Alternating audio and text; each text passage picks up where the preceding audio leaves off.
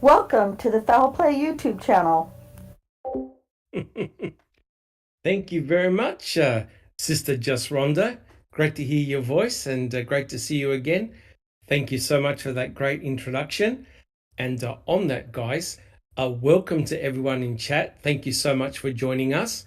And as you know, we're doing a weekly podcast entitled Reading with the Crew. And at the moment, we're on actually part 12. Part 12, guys. So again, all of us want to thank you so much. Reading with the Crew has been really well received, and we've been getting some really great feedback. And for those who are new to the channel, welcome so much. And I hope that you enjoy all of our podcasts from the Foul Play team. And what we are doing specifically is that we are reading specific chapters from John Ferak's book, The Wrecking Crew. Now, guys, as a proviso, as we always say, please, we are reading chapters from John Ferak's book. That doesn't necessarily represent our ideas or our thoughts. We're reading specific select chapters from the book, which we all believe is a really, really good book. And if you're very new to the case, definitely a must read for sure. And today we're going to be starting a brand new chapter. Neville will be reading out a new chapter today entitled Bobby Departs. Very controversial chapter. And if you're following along in the book, it's chapter 2. And what we've done, guys, is the way we've constructed this series of podcasts, we're trying to mimic along with what Kathleen Zellner has recently just filed, or it's been a couple of months now, with the state. And very soon, guys, I believe that the state will be giving a response. So as you know, guys, Kathleen Zellner has solely focused on Bobby Dassey being a Denny suspect, as an alternative suspect in the murder of Teresa Hallbach. Now, none of us here are claiming that Bobby Dassey has done anything. But what we're doing is we're presenting the information for you guys to listen, digest, and think about. What is important, and I'm sure everyone on the panel will back me up on this, it's very important that you do your own research and you come to your own conclusions. I'm very, very fortunate. I'm part of this incredible panel, but we all differ in our theories and in our opinions, and it's healthy to have really good debates, right? And that's why we have a Discord channel where you'll find many, many different channels and a lot of people debating all sorts of subjects and things like that.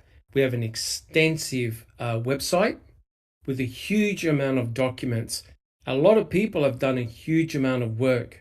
Yuriz, Zoe, Jack61, Sunshine Christina, and many others who have FOIA documents, and they've placed them in our library.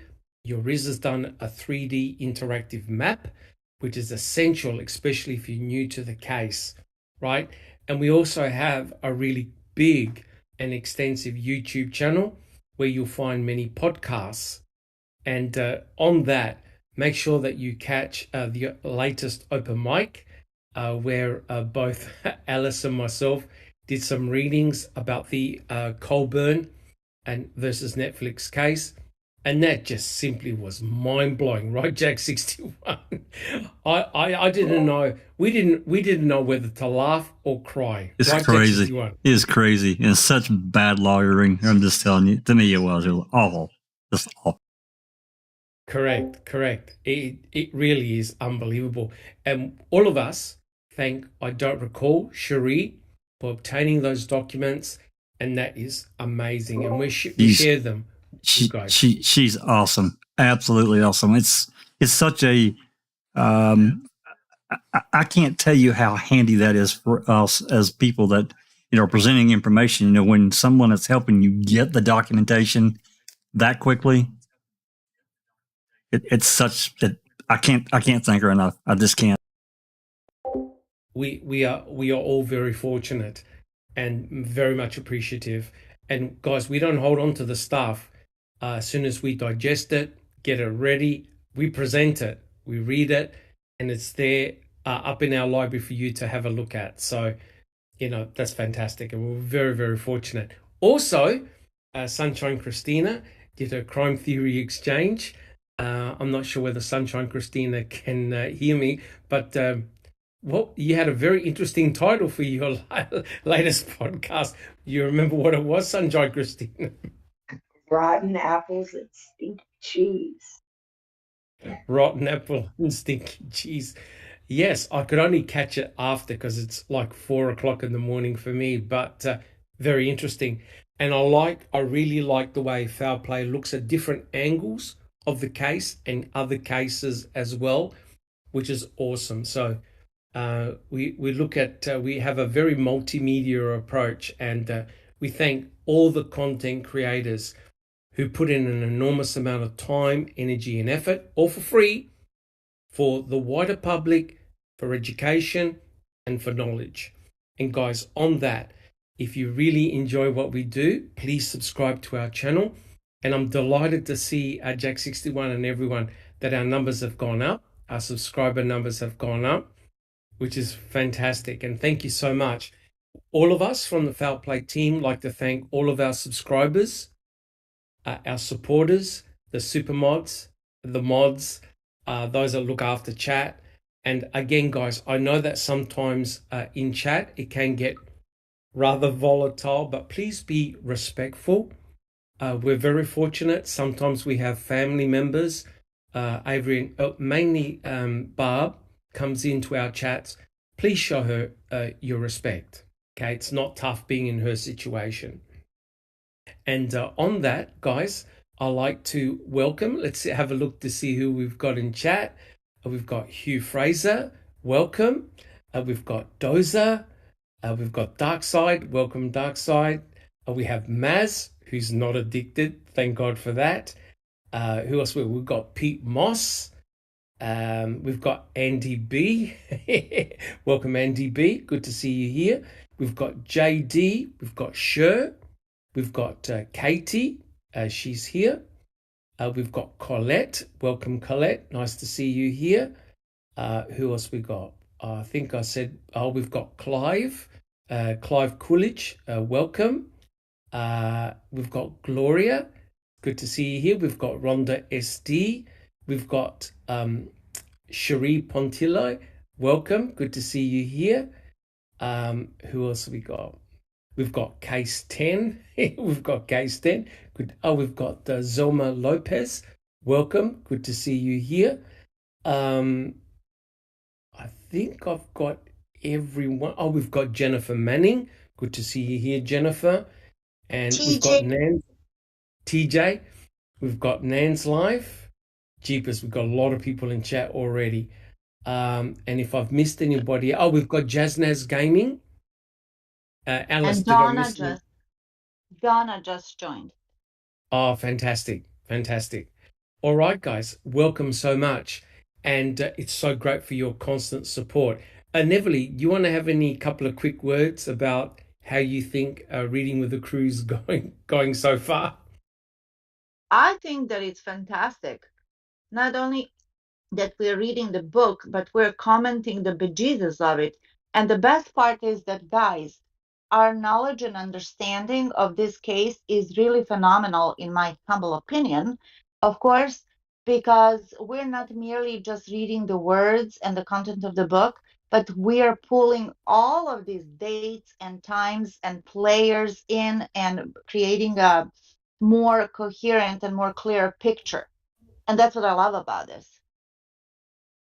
Yes, thank you so much, Neville. Look, I'm learning all the time. None of us here know all the answers. Sometimes we can't even answer questions.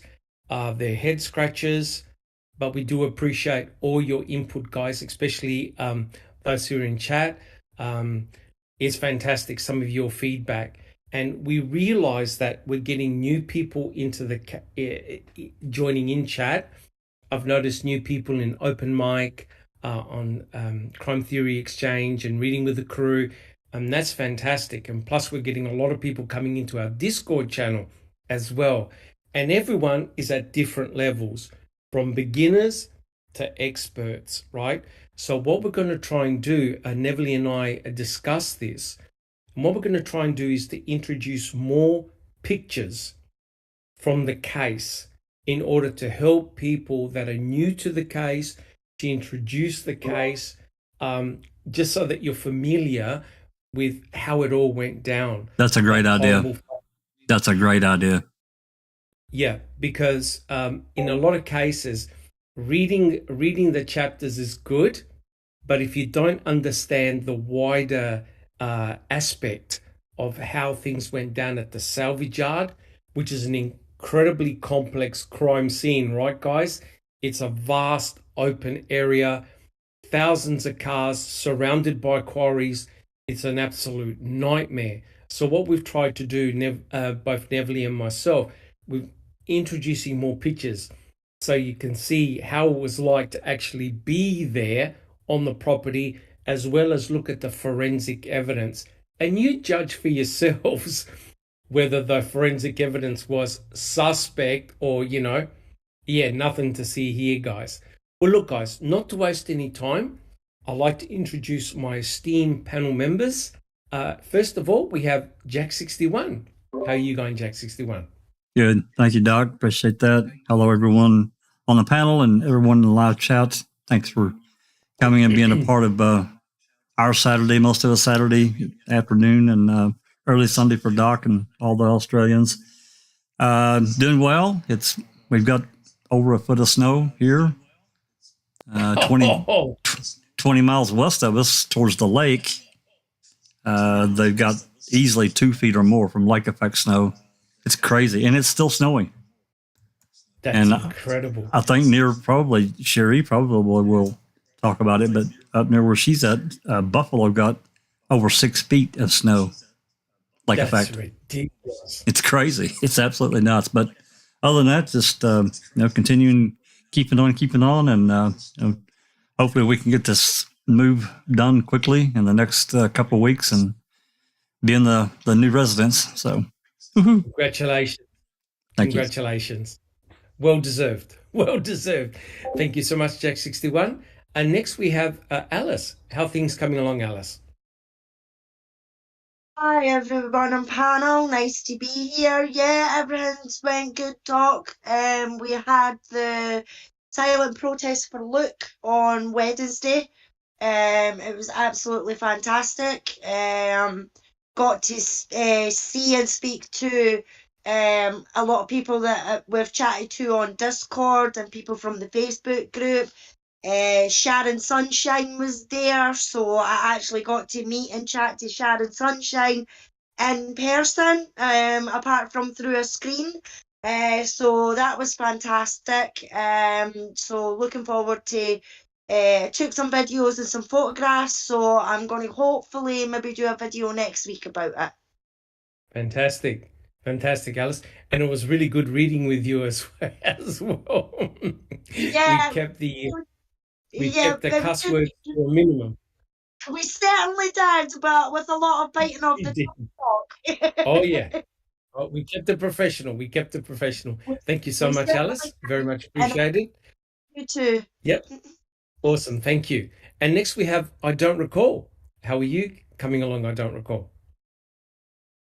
Pretty good. As far as the snow, we've got a little over a couple feet probably.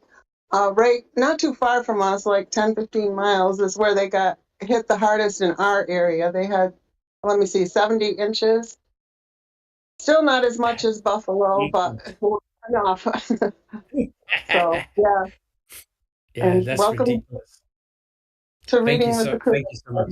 Yeah. Thank you so much. I don't recall. Yeah, I'm from Adelaide, South Australia. We rarely get snow, but we get very violent thunderstorms and stuff like that. We had a couple last week come through that caused a lot of devastation, very frightening. But in Victoria, that's mainly the snowfields. We get a lot of snow, but nothing like you guys.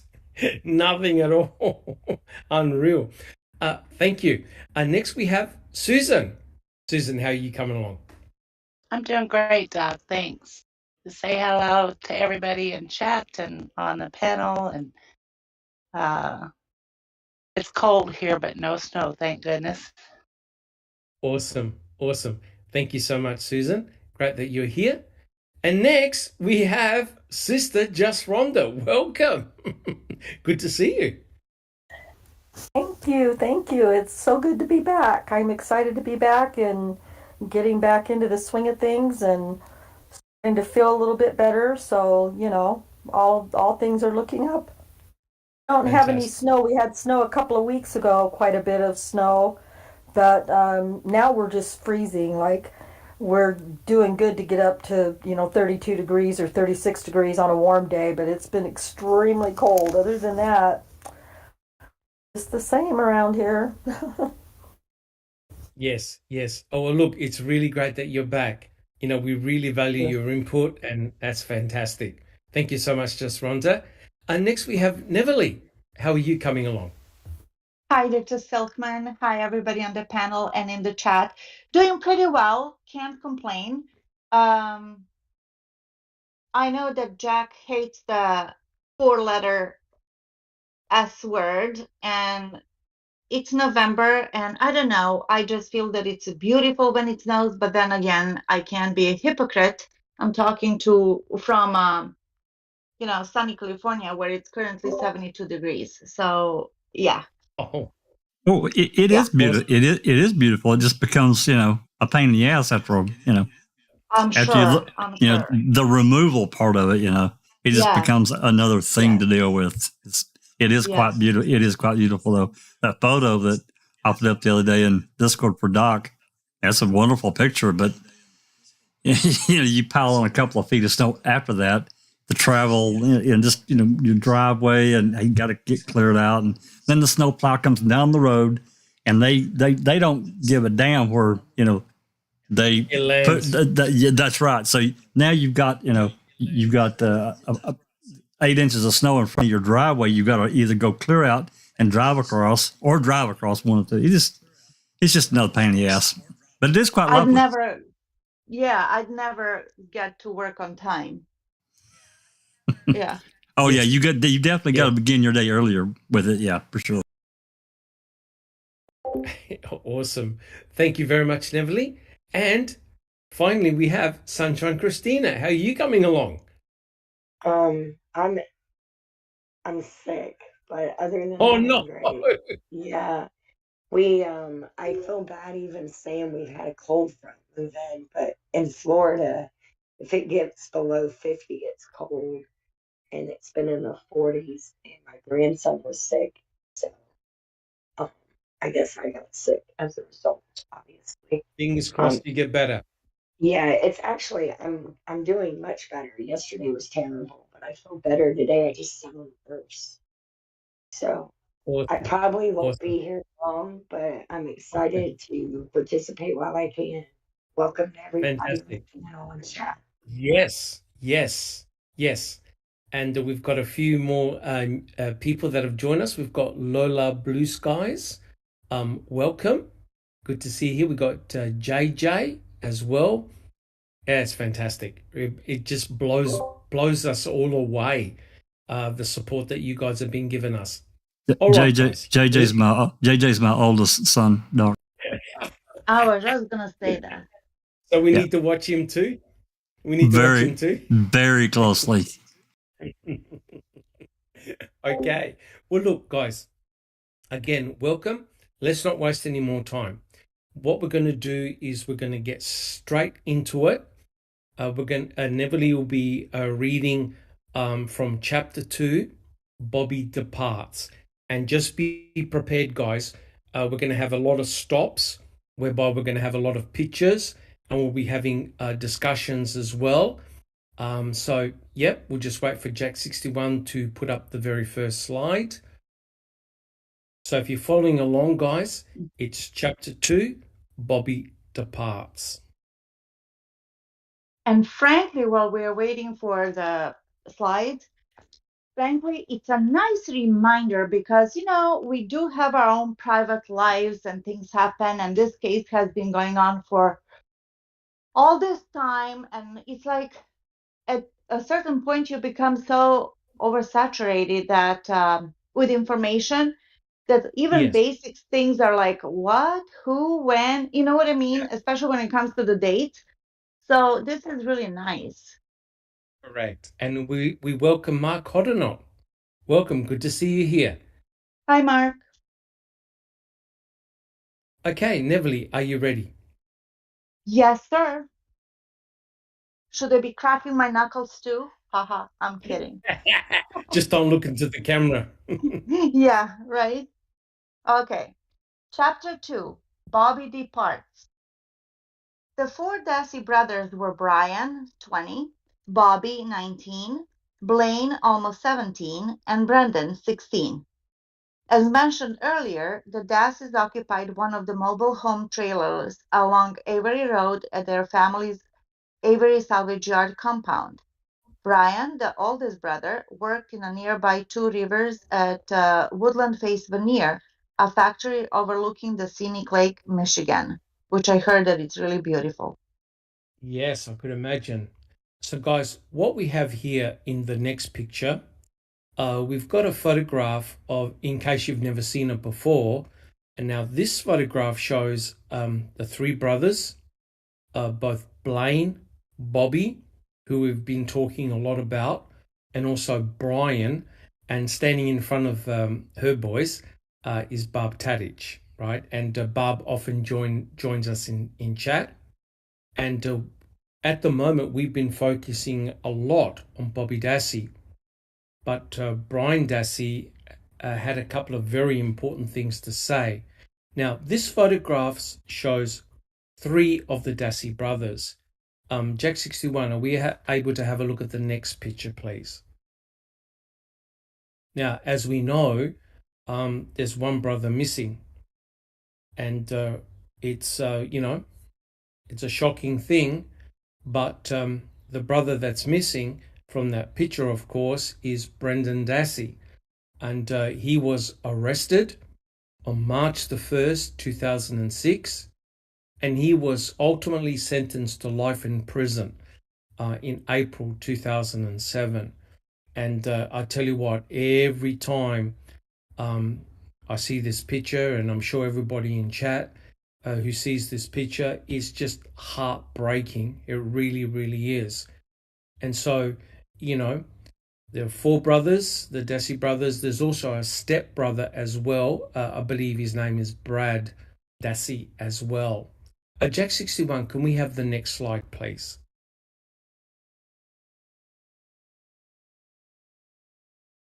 Neville, are you ready to read again?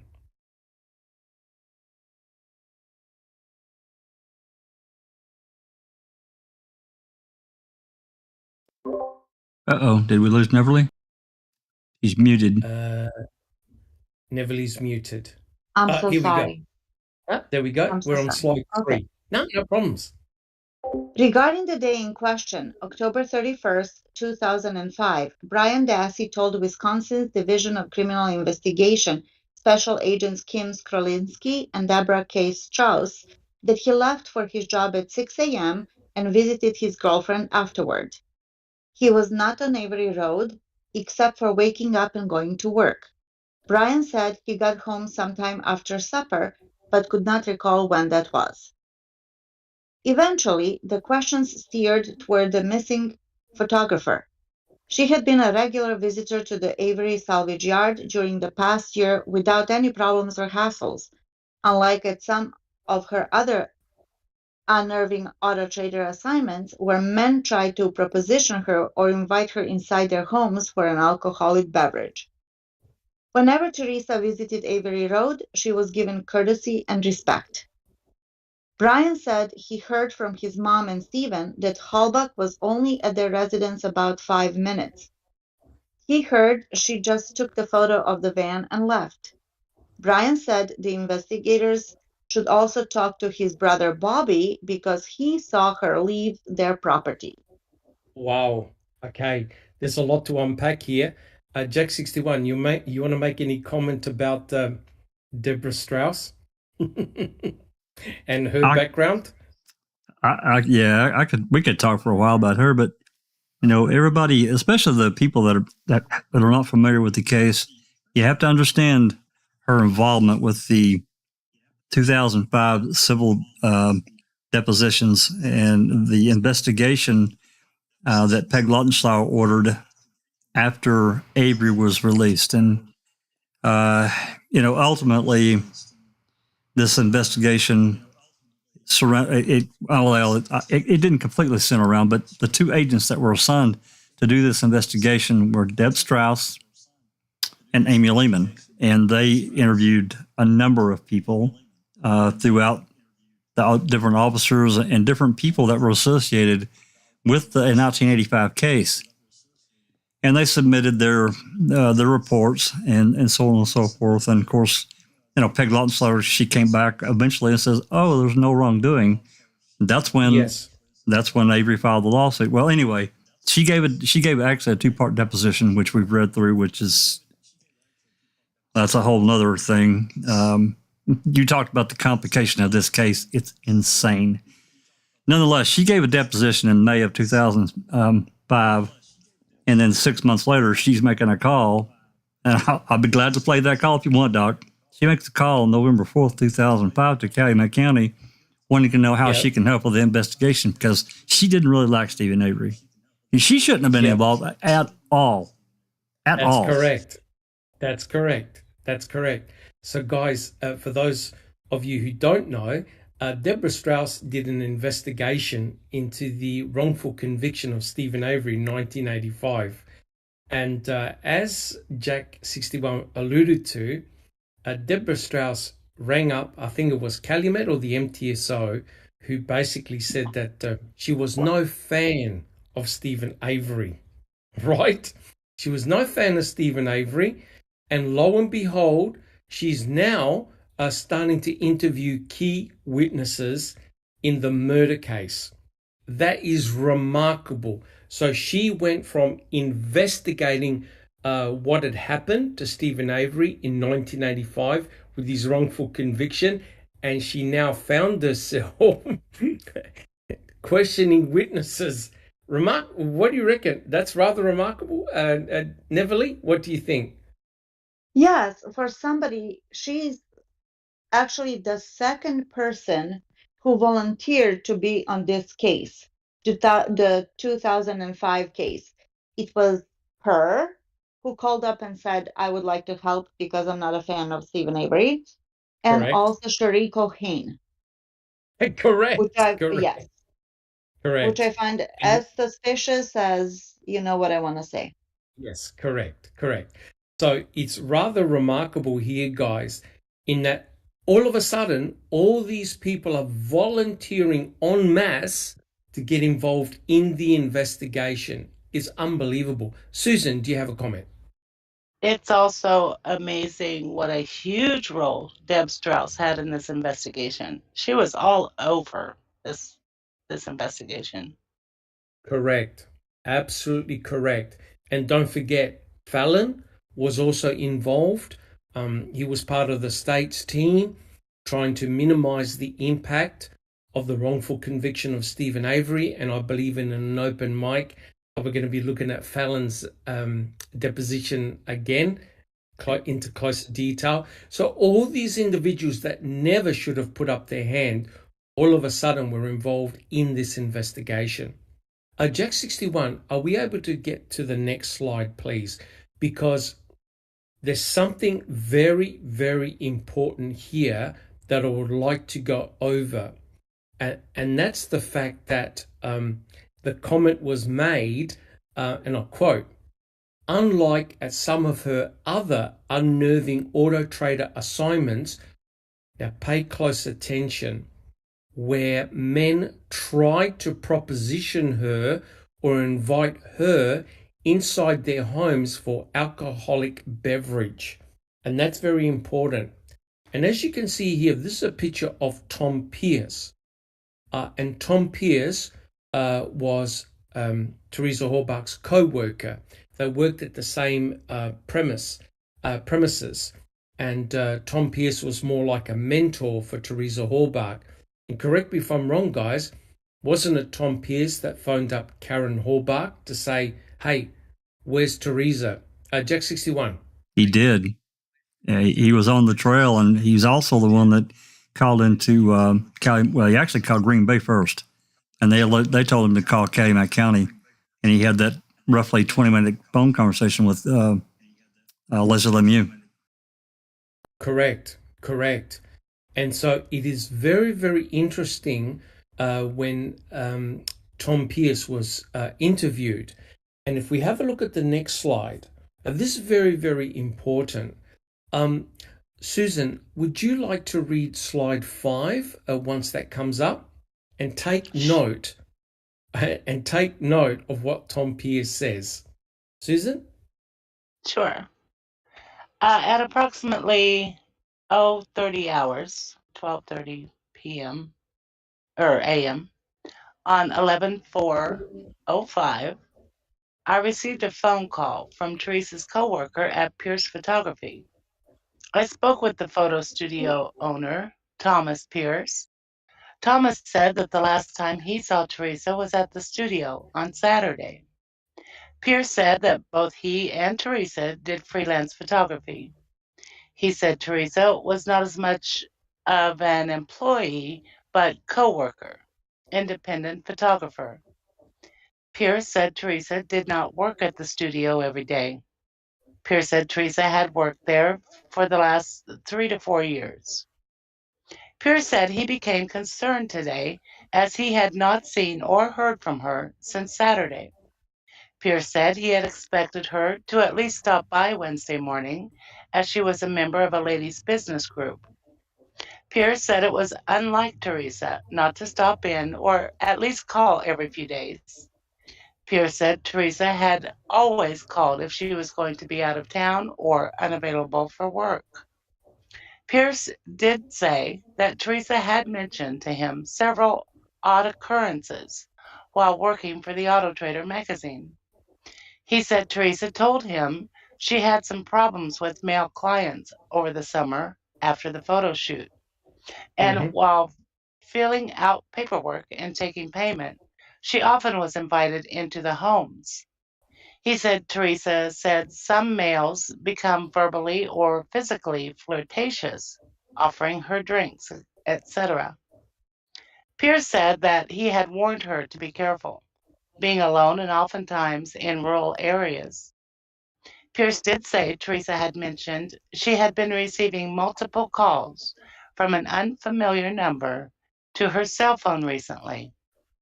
The caller would never leave a message. Pierce said as far as he knew, Teresa had not answered any of those calls and did not know the caller. Pierce said he remembered one day her commenting when the phone rang, again the same number, they just called 5 minutes ago. Pierce said Teresa said she did not recognize the number and did not answer. Leslie Lemieux, Corporal. Isn't that incredible? Now, it sure is. Yeah, a couple of questions. Did Scott Blowdorn, did he ring up Teresa's mother and father, saying that he was concerned that she hadn't come home? No. Not that we're aware of. No. No. So Scott, who's the roommate, never raised the alarm, either with the parents or with the police or law enforcement, that Teresa hadn't come home at all for a couple of days. Now, guys, is it true that this has happened to Teresa Horbach before, in terms of she just took off and didn't tell anybody? Yes, it did. Yeah, Jack 61, you want to recall that little story? I don't know if I'll get the details right. I know that I think it was Karen that had told Weird or one of the investigators that she had taken off for a day or two and didn't tell anyone, and they had read her the Riot Act, and she would never do that again, or something to that effect.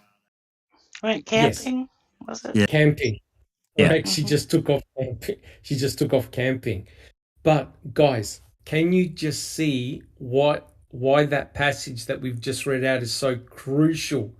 Because two things. Someone was harassing her on the telephone. Has there been any evidence of a stalker or whatever calling Teresa Horbach on her phone? No. No.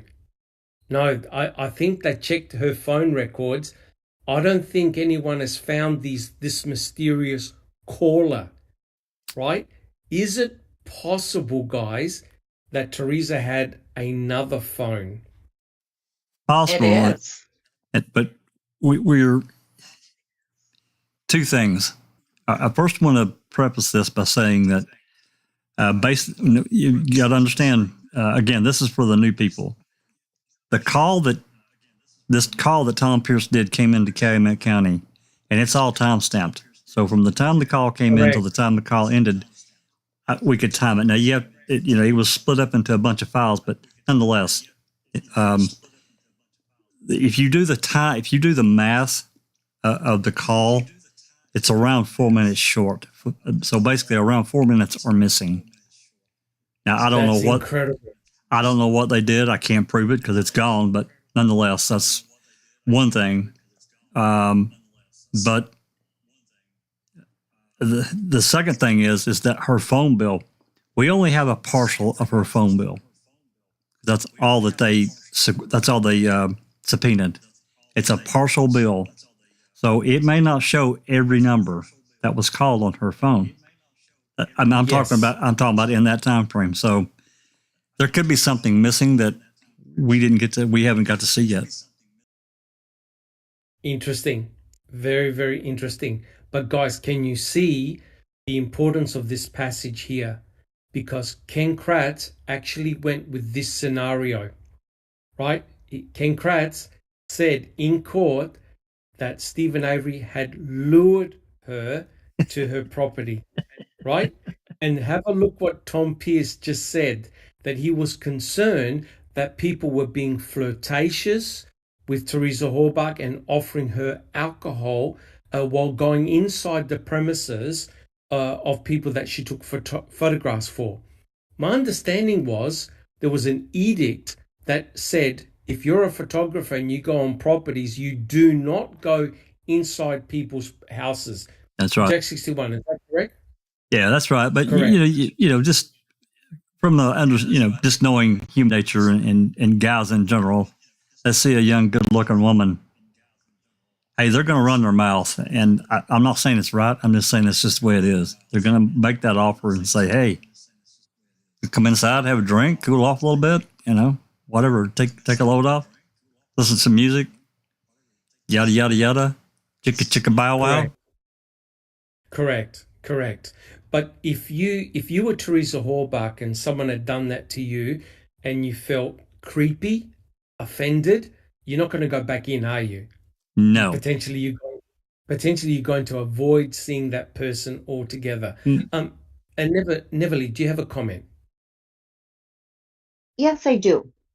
Well, Susan did a fine job of reading Lemieux's report about Tom Pierce's interview or whatever he was saying. Yes. Again, we did this victimology or the lack of or the hidden victimology on Teresa, and Kathleen Zellner also talked about it. It's like what Teresa did for Auto Trader was actually very risky when you think about it. Rural area, 25-year-old skinny girl going on the fields to all these people and, stopping for hustle shots. It's even scarier because there's no paper trail on that one. And it's instant. Exactly. Somebody flags you, let's take a picture. So can't you see how this could be a possible, very probable scenario that somebody flagged her to stop for a hustle shot? Yeah, I could totally see it. I could totally see that. Correct. Why the law enforcement did not focus more on that? We know why. But still, maybe the real killer did exactly that. Correct. That's very, very interesting.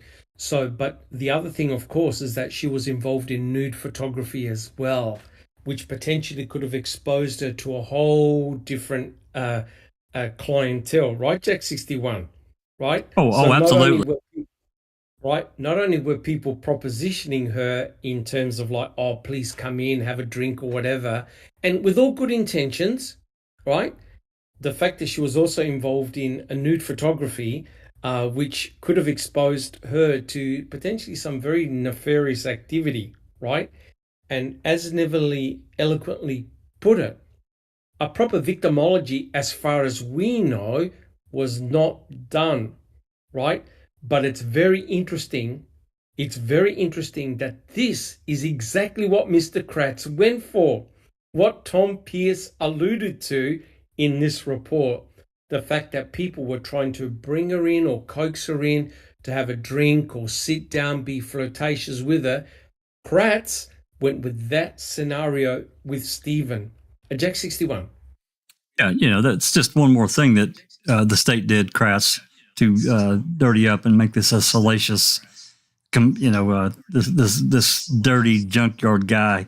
He's lured her in and he's done all this stuff. He's just dirty and nasty. And look at this. Correct. He lured her. He tricked her into coming out there. Look what he did. That's exactly why he did it. But it's ludicrous. It's absolutely ludicrous.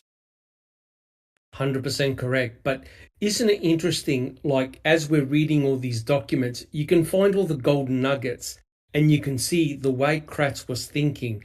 Because remember, Kratz listened to all the phone calls as well. He got reports of all the jail calls, all the calls between Stephen, Jody, his family, and he had built a construct up. And there's no doubt what he went for was exactly what Tom Pierce wrote in that report, or said in the report. The fact that, okay, Stephen is just another mug who had tried to lure her into the property. And that's why the words of Bobby Dassey are so damaging. Jack 61, are we able to have the next picture? Neverly, did you have another comment? Or you just Yes, waiting I did. for? You did, okay. Yes, I did. Yes. My comment is that often I think that they did do proper victimology. And why do I think that? Because in court, they went overboard, way out of their way to deify Teresa, to make her angelic, to whitewash everything that was not perfect about her. Correct. And So that's a it very makes good me point. think that I knew that there was another side, what she did, whether it's related to her photography, whether it's related to her personal likes, dislikes, proclivities, or whatnot. It makes me think, just because Kratz operates that way, when he goes overboard on something. Remember in court at one point he called her this little girl, and then he That's corrected correct. himself. This little girl. That's what he said in court. Yes. This little girl. Mm-hmm. Yeah. So Correct. he was Correct. going way overboard to make her, and I think that that's in the playbook on how to deify somebody, which means deifying somebody is opposite of vilifying. So they vilified Stephen, made him, look like a psychopathic monster, where with Correct. Teresa, they made her like an angelic, as innocent as an angel, like Yes. this little girl. Yeah, you wanted a huge contrast between the Yes. victim and the suspect. That's exactly Yeah. what Kratz was doing. Thank you so much, Neverly. Alice, do you have a comment? Yeah, a comment from me and then a question from Zelma. Just exactly what Neverly says about the vilifying and defiling. They did exactly the same in Luke's case. They twisted Luke being a goth and being Satanist Correct. and everything Correct. like that. And when it came to No, Jodie, Manson. picture that they put out of a missing 14-year-old Jodie was a picture of her as an 8-year-old child. It was a school photo, and she was about 8 years old, That's between 8 and right. 10, I would say, in the picture. And they In the put that out, missing Jodie. So to me, that picture would have said to me, oh, there's a wee 8-year-old lassie missing, not a 14-year-old lassie missing, you know? Correct. And Jodie was the goth and her sister was the goth, but they twisted that narrative and put it onto Luke. So I completely agree with what Neverly was saying about the Yeah. comparisons, you know. They like to, especially when it comes to the victim, they like to portray them in a certain way that they were innocent, they were goody two shoes, you know, they didn't do anything bad or anything like that. So I completely agree with Everly on that. And then Zelma has a question for Jack. She says, Jack, did you ask MTSO about the missing time and what did they say? I think that was going back to the missing time that you had said that was from the 4 minutes or something like that. The Tom Pierce call, and it was a Calumet County call, not Manitowoc, because that's where the Green Bay had told Tom Pierce to call was Calumet County because they had the case. So I did not, because the problem, here's the thing. These calls came in, Seeking Truth for Good is the one that originally got the dispatch calls for Calumet County. And these calls were all dated by channel. And there were, what they did, it's so convoluted. So the call for Tom Pierce was divided up over 55, there's little WAV files. And so 55, I'm not kidding. You're not suggesting that his call was spliced in any manner, are you, Jack 61? Well, yeah, because I mean they could do whatever they wanted, and they did. So you know, it's like it wasn't only just his call. They clearly had the capability of making. Well, okay, for that one, I'm going to say maybe 2 files because it did come in on one line on channel 6, and I think it got transferred to channel 7. Okay, fine, 2 files.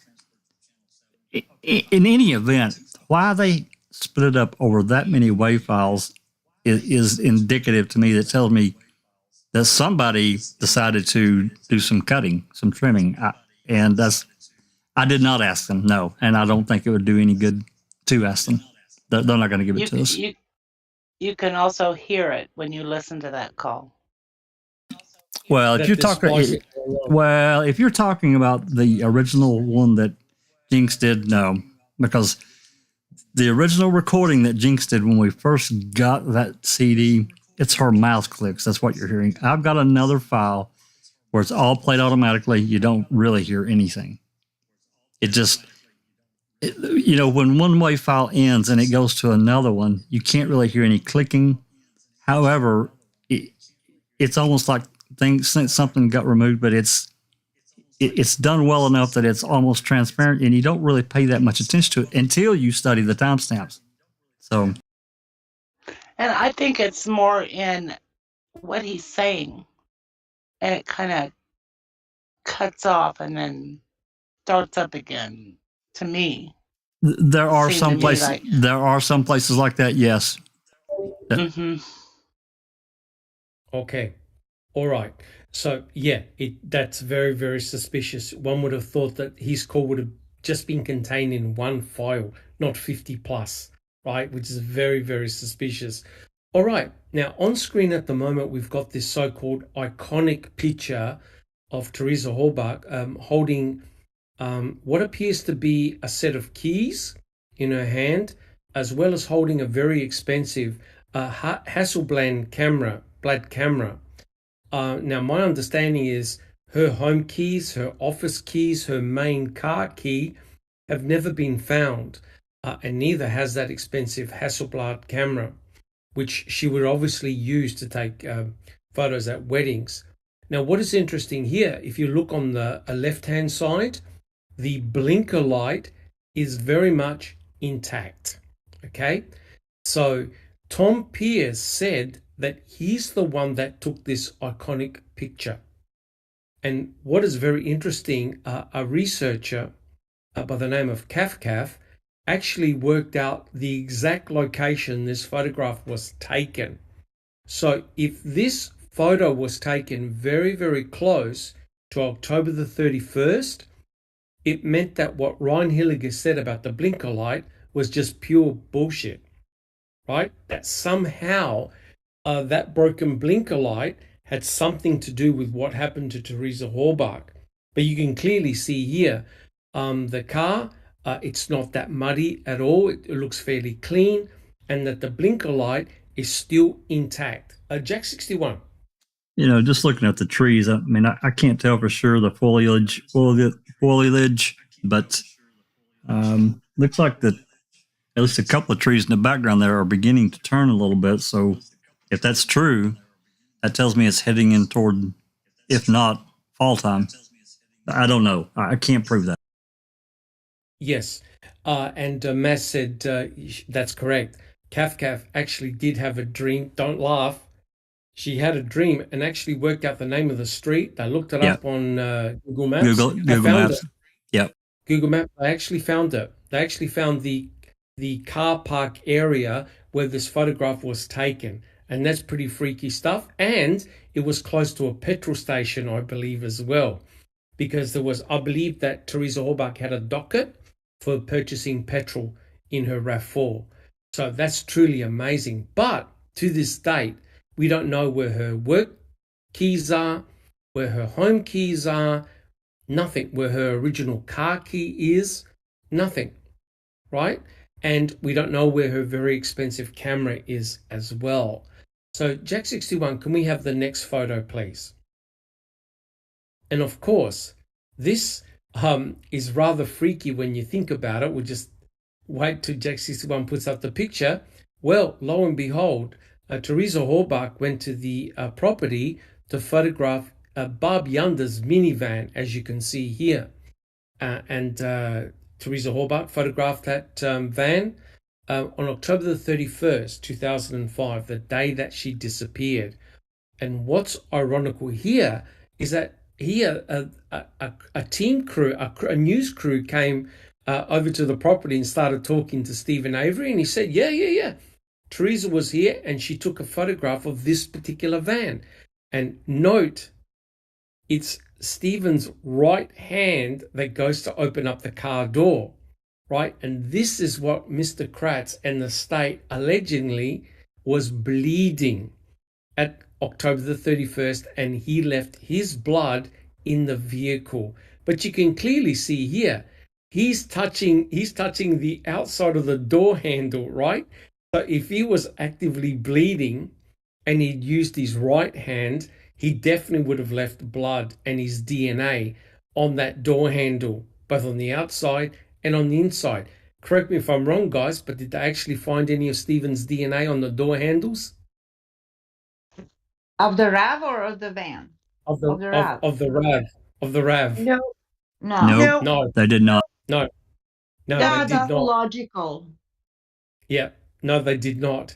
But you can see here, Stephen had no problems, no qualms showing the press, the news reporters, exactly. He was going to open the door, show people in. He was hiding nothing, right? So if we have a look at the next photograph.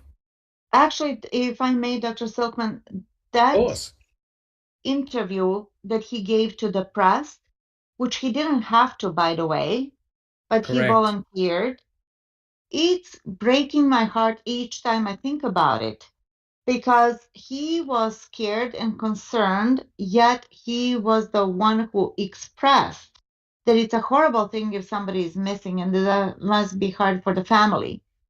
Correct. He's pretty much more concerned, at least he expressed it and said those words, than the whole Holbach family at the time. And correct. Knowing now what we know, of course, he didn't know what was going to happen, but I think that all the spidey senses were just going off at the time. Because he's been traumatized before like this. Oh, yeah. Out of the blue, they picked him, and we know what the rest. Correct, 100% correct. But it's very, very interesting that if we have a look at the next picture, this is very, very important, right? Now, remember, the jury never went out to the Avery salvage yard, right? The jury never went to and have a look at the premises, have a look at the van, etc., etc. But so what they did is 3D computer reconstructions. And guys, this is very, very important because this picture shows the Yonda Dassey residence and also the Avery residence, and it shows you the position of the van, the Dodge van that Teresa Hallbach photographed. And what you've got to realize is that both Bobby Dassey and Stephen Avery saw Teresa Hallbach drive up the gravel road, stop, and start to take pictures. And if you have a look on the right-hand side, the right-hand photograph, Bobby Dassey said that the leftmost window from his mother's home, that's where he was standing looking at Teresa Hallbach, right? Our left right, or his left? Now, if you look at the picture, the left-hand side, us looking at the picture. So that leftmost window, when you're looking at that picture, that's the window that Bobby Dassey was in. So he would have been to his right, but our left, right? So he couldn't see Stephen's trailer, basically, because of the angle. So here's the question, guys. Keep it in the back of your mind. Could Bobby Dassey have seen Teresa Hallbach going towards Stephen's property, right? Alice, do you have a comment? Yeah, that's one thing that's bugged my brain. Even when they were doing the reconstruction, the position of the van and Bobby being at that far left window, there is no way he could see Teresa going anywhere towards Stephen's trailer. Well, Right. he could maybe, sorry, let me say, he could maybe see her moving away from the van towards the trailer, but there's no way that he could see how far towards the trailer she went. You know, if she took pictures of, say she's on the left-hand side, our left-hand side of the van, right, and she's been at the front, and Bobby's looked out that window, and he's seen her take a picture. Then she's went to the back and seen her taking a picture. And then he's seen her move that wee bit towards Stephen's trailer, but Stephen says, and he met her, you know, so to me, yes, he's maybe seen her go towards the trailer, but there's no way in hell that he would have seen her going right up to the trailer. Do you see what I mean, Doc? Yeah, Yes. He would have seen her going towards it, but he wouldn't have known how far she got towards the trailer before Stephen met her or anything like that. So, to me, correct. Bobby's alibi for that is a load of shite. It really is a load of shite. Because, he's seen her at the back, but there's no way he's seen her gone to the trailer. Correct. Well, you know what Mr. Kratz implied, right, guys? Mr. Kratz implied that Teresa Hallbach was inside Stephen Avery's property. That's right. Right? And guess what Tom Pierce said when he was talking to Lemieux? That people had invited Teresa Hallbach to come inside and grab a drink, right? So you can now see that Ken Kratz and the state put two and two together thanks to Bobby by saying, oh yeah, I saw Teresa walking towards Stephen's trailer. And Mr. Kratz took it one step further to suggest, oh my God, Teresa Hallbach actually entered into Stephen's property. Jack 61. And hence why he come along here 5 fucking months later. He couldn't come up with anything that they had run all over that property. They couldn't place Teresa inside of it. Oh, let's trick Brendan. Let's get this kid and beat him up a little bit, get him to say what we want, and get us another search warrant. Oh, and voila, we found Adam FL. Done. Correct. 100% correct. Because now they had to use forensic evidence to place Teresa there, because when they looked inside the trailer and in the garage, they could find no physical evidence of Teresa Halbach being in there. So magically, all this forensic evidence popped out of the sky to, what can I sort of say? Teresa Halbach wasn't there, but other items were in order to nail Stephen. Alice, do you have a comment? Yeah, it's actually Mark in chat. He says, I don't think Bobby testified that she went right up to the trailer. And No. then he says, Kratz conveniently created Yes. that link. Correct, 100% correct. So but the way Mr. Kratz came to that conclusion was when Bobby Dassey came out, he said, I went bow hunting, and we'll talk about this. He asked her, did you see Teresa? No. Did you see her RAV4, her vehicle? Yes. Now, the conclusion that Mr. Kratz came to was Teresa Halbach is inside Stephen's trailer. He never thought maybe Teresa's in her car, just writing down some comments or writing down some notes. And when Bobby Dassey came out, she was in her vehicle, ready to take off, right? But they never entertained that possibility because that destroys the narrative, right, guys? It's not what you want to promote. You want to promote that Teresa Halbach is now inside Stephen's trailer. He had to have he had to have that that connection. Otherwise, his case is really thin, like really thin, and he knew it. Correct, 100% correct. But basically, he speculated, right? He speculated. That's why they had to come up with this scenario that Teresa Halbach, and in actual fact, walked inside a Stephen's trailer. But why would she do that, right? Remember, she handed Stephen an Auto Trader magazine, which Stephen said, hey, I'll put on my table next to my computer. And there are photographs actually showing that that is the case, right? So Teresa handed him the magazine because they had a discourse near the RAV4, and she then left and he went inside, right? So it's very, very interesting. Jack 61. Yeah, we also can't forget about the testimony of Don Pliska. And this, again, another salacious remark that allegedly, it's hearsay. Can't prove it. But they allowed it. That Teresa said that, she had been greeted at the door by Stephen in a towel.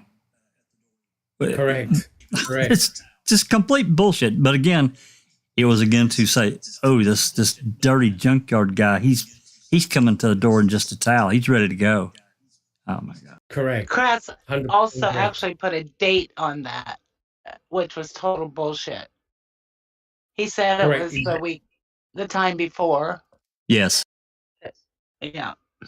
That's you referring to the photograph of Stephen's private parts, and Tom Fassbender said, well, it looks like Stephen got very excited. That was after Teresa Halbach had visited that time, right? I don't remember that, Doc. Yeah, that's in Ken Kratz's book. Yeah. Oh, Jesus Christ. Correct. That's what Tom Fassbender did. So are we able to go to the next slide, Jack? Neville, are you ready to reread? Yes. Okay, we'll just wait till that comes up. Beautiful. And another thing is that Kratz did not make a connection. Actually, he couldn't place Teresa inside Stephen's trailer at all, except for her cell phone number written on a notepad in Stephen's trailer, that Stephen wrote her cell phone number and he said something back patio or something like that. That was Correct. the only reference of Teresa inside the trailer. As ridiculous as it sounds, he had to make that point when Fassbender was on the stand. He said, oh, but we collected upwards of 900 pieces of evidence. And when I think either Beauty or saying something like, but there was no connection to the trailer. And he said, well, there's an auto trader and there's that note. How pathetic. Correct. And I think also that Xander Road sign, is that correct, Jack 61, with the phone number on it? I think it was the There was the Xander Road. Yeah, that goes Next up to into the computer. yeah that goes up into another part of the complication of this case that I'm sure we'll talk about again. But yeah, the phone number and Xander Road. Correct. So physically, they could find no forensic evidence of Teresa Horbach ever being inside his trailer. Alice. Andy B in chat is asking, where did she park? Could she have been walking to her car if it was parked past the van? Means nothing really unless you need it for the prosecution purposes. Well, according to Bobby Dassey, and I think Stephen made the mention as well, Teresa Horbach had parked right next to the van, or just on the other side of the gravel strip. So she was actually fairly close to the van that she got out and took photographs. But when you saw that picture, if Jack 61 goes back one page, you can see that there's a considerable distance between the van and Stephen Avery's trailer. So it would have taken Teresa Horbach quite a while to walk up to his so-called front door, or the door, to get in. Now, as Neverly alluded to, look at the angle and the fact that there's a garage in the way as well. There's no way Bobby Dassey, from where he was standing, could have seen Teresa Horbach walking all the way to Stephen's trailer. There is no way, right? Because it's actually a considerable distance from the van to where the front door was of Stephen's property. So according to Bobby Dassey, and I think Stephen said the same thing, directly opposite the van on the other side of that road strip, that's where Teresa had stopped, right? So she was fairly close to the van when she got out. So maybe Bobby Dassey saw Teresa take a few steps towards Stephen's. In other words, Stephen could have been coming out and Teresa was walking towards him. Alice, do you have a comment? It's actually Mystic Jinx, and it's quite a good. She says, and interestingly, the paper where Teresa wrote her own number on it and left with the zipperer is missing. So could that bit of paper that was found in Stephen's trailer with Teresa's number on it actually be the one that was left at Zipperer's and planted in Stephen's trailer? And that's why the Zipperer one is now missing, because they planted it in Stephen's trailer. Interesting. I think that had a note on it also, as well as her phone number. It was something like listing the back van. patio or something. Oh That no! was I in- mean the one that he that left was in at Stevens. she left at Zipper. Said, okay. if you want to list your Correct. card and call or whatever. Correct. And that was more like a telemarketing type of thing, wasn't it? That wasn't an official Auto Trader appointment. It was just like a marketing exercise. Is that right, Jack 61? Yeah, it's a telemarketer call. Yeah. And George Zipper went apeshit. He really did not like it at all. He was really upset. I did want to make a comment to I'm sorry, Neverly, just briefly. Your comment talking about the jury not relocating and going out and viewing the property. I think it was a real missed opportunity for them to have perspective of the entire thing. Not only this aspect of it, but there are other aspects as well as to how many cars were on that property and other the Pam Stern finding the car. But this right here, I think it was a real missed opportunity. 100%.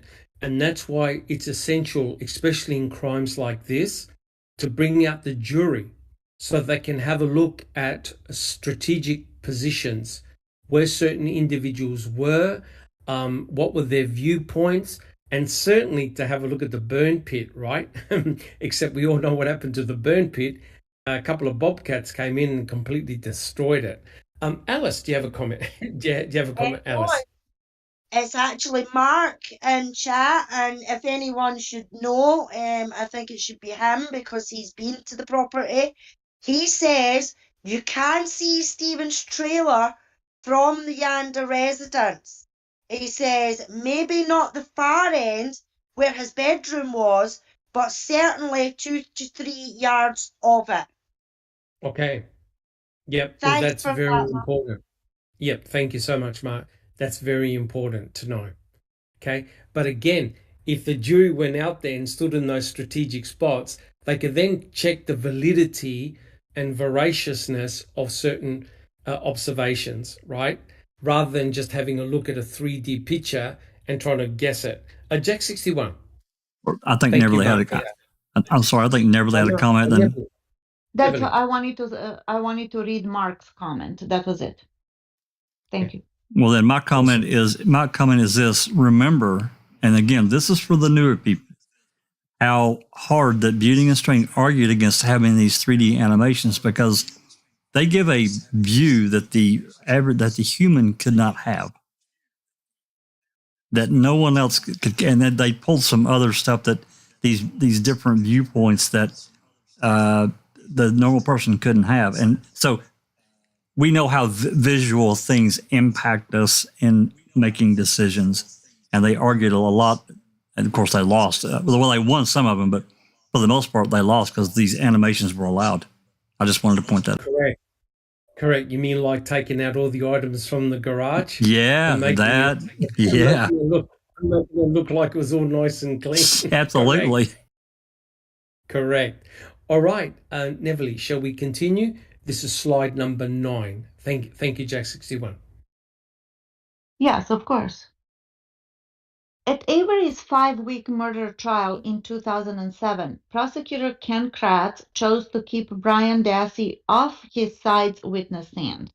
Therefore, the jury deciding Stephen Avery's fate never heard the following account. Quote, in October and November 2005, I lived with my girlfriend, but I kept my clothing at my mother's trailer, which was on the Avery's auto salvage property. On or about Thursday, November 4, 2005, I returned to my mother's trailer to retrieve some clothes, and I had a conversation with my brother Bobby about Teresa Halbach. I distinctly remember Bobby telling me Stephen could not have killed her because I saw her leave the property on October 31st, 2005. Wow. End of quote. Wow. Bryan Dassey's October. Yeah. I was going to say, does anyone want to make a comment on that? Jack 61. Yeah, he reported that to two DCI agents and asked me which ones. I can't remember now. Maybe Skorlinski or Lisa Wilson. I don't remember one. This is a recorded statement on early November 2005. So they knew. Yep, November the 6th. And this happened at Crivets. We'll get to hear about it in a second. Susan, do you have a comment? Yeah, it's interesting because when they interviewed Bobby on the 5th, he told them that he saw her walking toward the trailer. So correct. His story changed between the 4th and the 5th.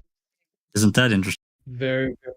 And did Fang and Beauty know about Bryan and Bryan's comment? No, they didn't, which we'll see in a second.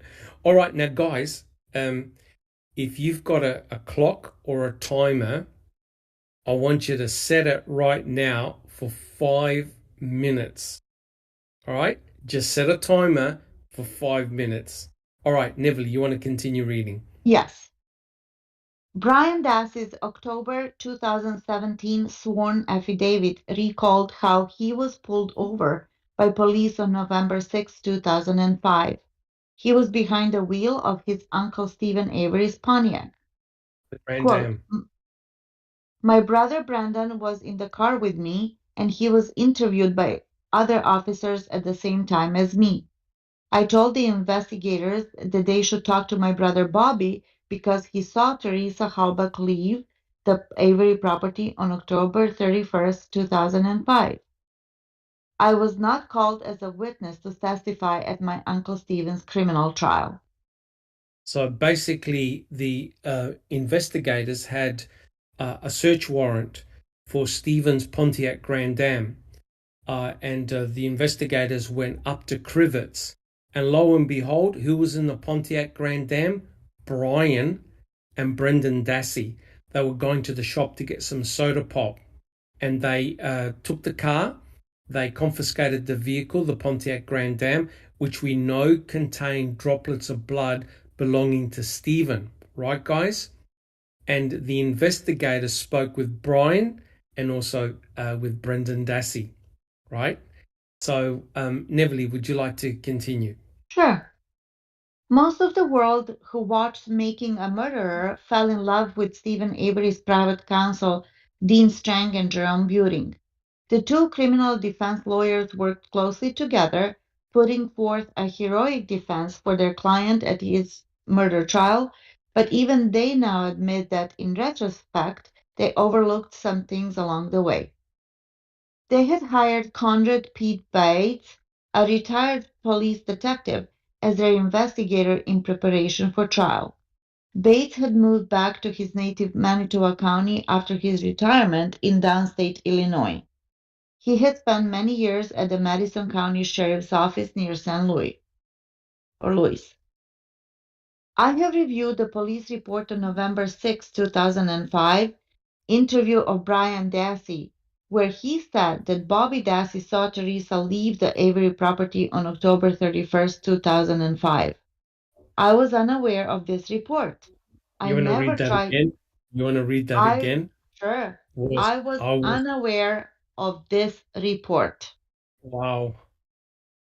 I never tried to interview Bryan Dassey about Bobby Dassey's alleged statement. I was never instructed by trial defense counsel Buting and Strang to interview Bryan Dassey, Bates said. Bobby Dassey was the key prosecution witness at Stephen Avery's trial, who testified that he saw Miss Halbach walk towards Mr. Avery's trailer after taking photographs of his mother Barb Yanda's van. Bobby also testified that when he left the Avery salvage yard, Miss Halbach's vehicle was still on the property. In hindsight, I was going to say, now, how damaging is that? Guys, would you all agree that that is a very damaging statement to say if misconstrued, right? Absolutely. Right? So the implications are very clear that Teresa Halbach was inside Stephen Avery's trailer and her RAV4 was still there when Bobby Dassey went bow hunting. That's all the ammunition that the state needed from Bobby Dassey. That's why Bobby Dassey is a crucial star witness for the state. Alice, do you have a comment? Yeah, it goes back to what I was saying just a wee while ago, Doc, about Bobby's position looking out of that far left window of the house, seeing Teresa at the back of the van, and as Mark says, you can only see so much. You can't see the trailer from the Yanda property, but you can't see it all. So maybe she's walked to that direction, but he's no seeing Stephen come out to meet her, you know. So I think he's been questioned along the lines of, well, did you see her at the car? Yes, I did. Did you see her take photos of the car? Yes, I did. Did you see her go towards Stephen's trailer? He could have said, yes, he did, because when he was looking out the window, he did see her going towards the trailer a wee bit, and then she went out of his view, sort of thing, but didn't know that Stephen came out to meet her kind of halfway, sort of thing. So he wouldn't have known that. So yeah, he probably has been telling the truth when he said, yes, I seen her walking towards the trailer. Yes. And Time's up. Time's up, Doc. I was going to say, that 5-minute time, that's how long Bobby Dassey was watching Teresa Halbach. 5 minutes. He saw her arrive, take photographs, and walk towards Stephen's property. Now, let's think about it. Would you spend 5 minutes looking at someone that you didn't know and you were ready to go bow hunting, but you stood at the window watching this unknown person, according to Bobby Dassey, who had never seen her before, didn't know who she was, for 5 minutes. Does anyone find that a little bit suspicious? Jack 61. Freaky, creepy, Jack 61. Creepy. Well, I mean, he's a young man. She's a young woman. You know, maybe he was taking the voyeuristic view of her. And I mean, I think 5 minutes is a bit much, but you know, a minute or two, you know, to see a pretty young woman outside doing whatever, going about her business. Maybe 30 seconds at most. I don't know. 5 minutes seems like a long time to me. If you're going to stare that long, to me, I guess maybe it's my generation, our generation, Doc. I'd be outside saying, "Hey, I'm Jack. How are you?" I wouldn't be standing there. I would be standing in the window, Yeah. and she'd either say, "Well, I'd like to talk to you more," or "Get the fuck away from me." One of the two. You know, it's just that simple. And Well, remember, he took a shower that was only 2 or 3 minutes, yet he was watching her for 5 minutes, according to his story. He took a world record shower. Susan, Yeah. do you have- Just to be fair to Bobby, I mean, he's estimating this. It's not like he looked at his watch and timed 5 minutes out. I think what he was saying was it was just a short amount of time. Sure. But the consistency from what Stephen has said in the past is that Teresa normally stays around about 5 or 10 minutes max, and then she leaves. So it was still more than 30 seconds, put it that way. Alice, do you have a comment? Yeah, well, I mean, I was just going to say, I mean, along the same lines as Jack, I mean, even now, I mean, 5 minutes, I don't know if I do it for 5 minutes, but if I see a hot workie or something like that at my front window, or somebody cute that's at the pub, I'll stand and I'll have a gawk and I'll be like, whoa, you're kind of nice, you know what I mean? So, but I Correct. don't know if I would do it for about 5 minutes. But I mean, in a way, it's just it's like kind of natural sort of thing. And I mean, I'm no young, but I'm no old, you know what I mean? So I would have a Yes. good gawk and be like, oh, he's pretty cute, you know what I mean? So it might have been that kind of thing with Bobby, looking at her. Maybe had a wee crush on her because he's seen her on the property before, you know. Probably knew in his mind that he couldn't go and talk to her, so the best he could do is look out his window and have a wee gawk at her, you know. So when it comes to that sort of thing about the to me, that would just be like a normal sort of teenage angsty thing, you know, fit lassie on the properties, having a wee gawk at her, you know, the woot woo type thing, you know. So I mean, I do it myself, so I don't find that creepy or that in a sense, if you see what I mean. Well, maybe he was doing something else. Maybe he was multitasking while he was watching her. It was multitasking. Possibly, you never know. Like making coffee. Come on. I'm thinking of making coffee, washing dishes. I think we'll leave that one right there.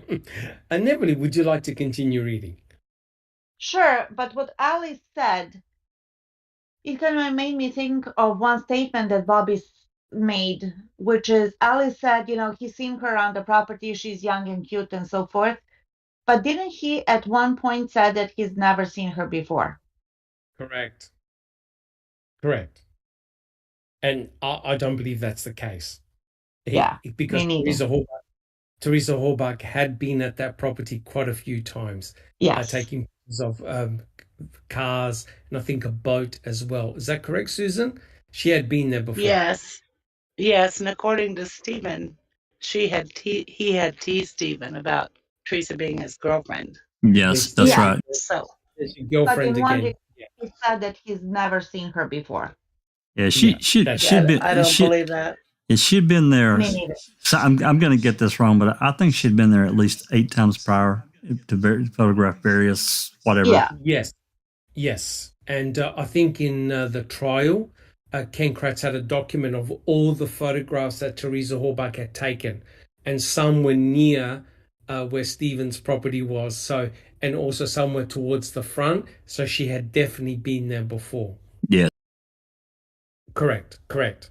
All right, Neville, would you like to Okay, continue? sure.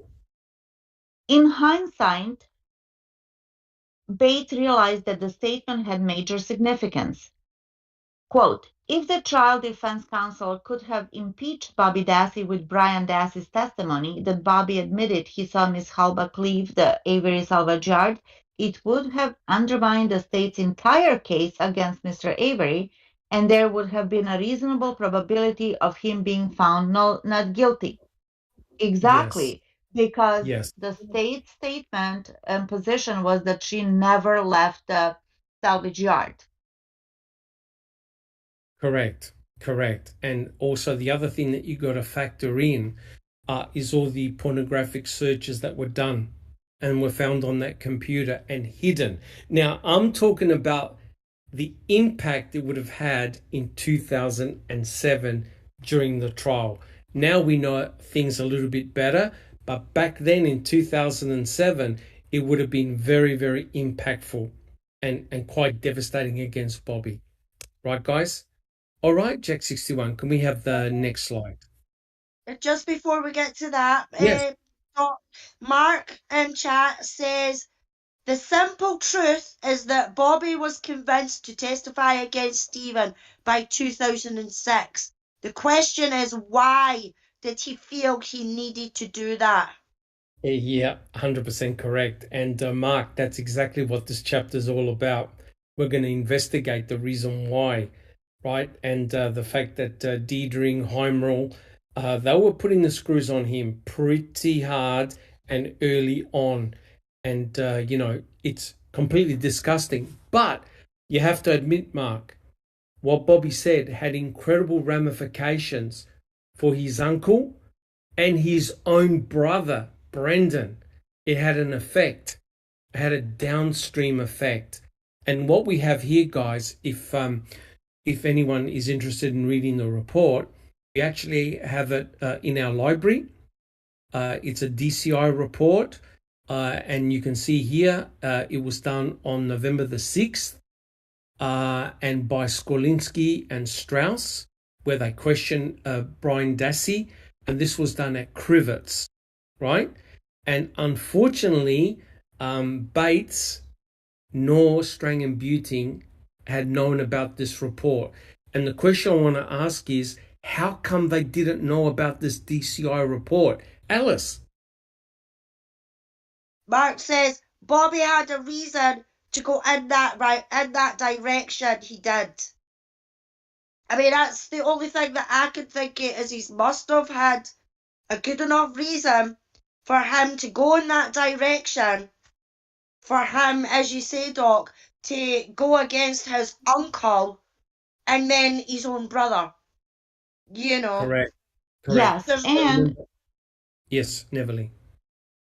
In a couple of open mics ago, somebody asked if Bobby was given immunity to testify against Stephen. And I think that the answer was we didn't know, and probably not. However, Jody was given immunity, which was ridiculous because she wasn't even there. What were we going to do to her? She was not even there. She was not exactly. even there. So Yeah. I could see how Bobby would have been given the immunity if he went again, because it was a pretty big deal to go against your uncle. Correct. Thank you, Neville. Jack 61. Yeah, I think any kind of deal like that would have been, there would have had to have been a legal something filed, and we would know. Probably. Yeah. Probably.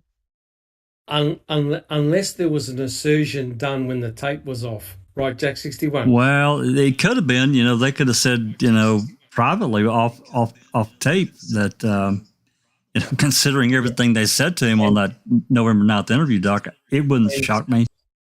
Correct. And I think Darkside has hit the nail on the head, because Darkside said, you know what? They said, Stephen blaming you, Bobby. He said you were the last to see her. You know what? That means he's saying you did it. They probably said that. And in actual fact, they did. And that's exactly Correct, what we're Dark. going to do. Yeah. Yeah. That's but guys, how come Bates, no, how come Strang and Buting didn't know about this document? You know, I'd have to look at the dates. I mean, we can look up the dates as to when, because these are all dated in Discovery and the Discovery communication. I don't know. This is a pretty early document that tells me that FOIA would have probably gotten this document.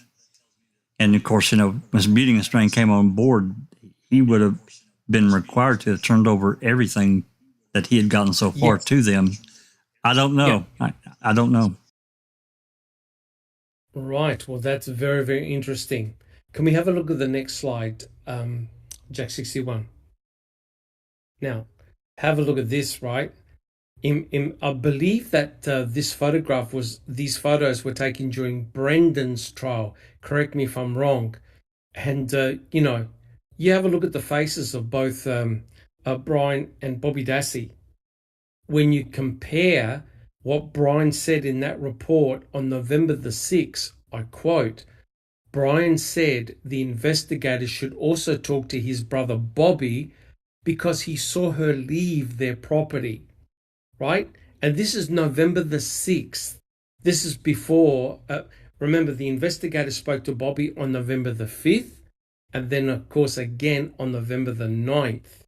So isn't it interesting that why would Bryan Dassey make that up? Guys on the panel and in chat, would Bryan make up something like this? Where would he get this information from, guys? I Just mean, Pretty 61. ballsy to say something like that. Yeah. If I it's mean, not true. yeah, that early on, it seems unlikely. And if you know, if you're talking a few years later, you know, sometime during post conviction, okay, maybe you know you'd lie to help your brother, but this early on, I don't think so. Interesting.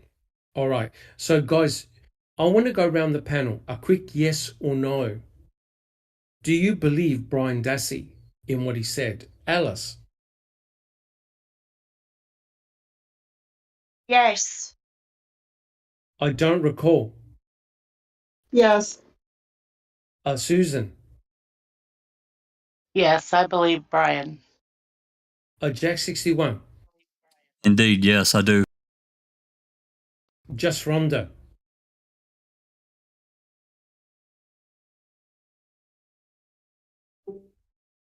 Did just Rhonda? Yeah, I think she just went out. And Neverly, do you believe Bryan?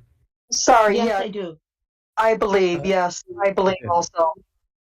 You do. Well, guys, I'm sorry, but that's a game changer. I don't know about you guys, but that's a game changer, right? And a lot of people in chat said yes as well. That why would Bryan make up something like that? Jack 61.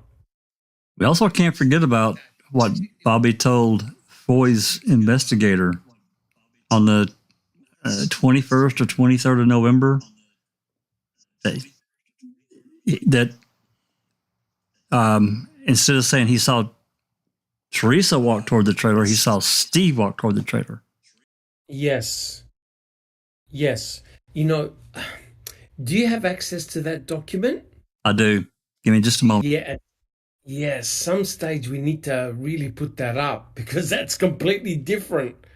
On the one hand, he's saying that he saw Teresa walk towards the trailer, and I think in this document he said that he saw Stephen walk towards the trailer. Is that correct, Jack 61?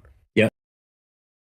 Well, it's quite possible that he flipped, you know, while Kratz held his balls in a vice. Yes. Correct.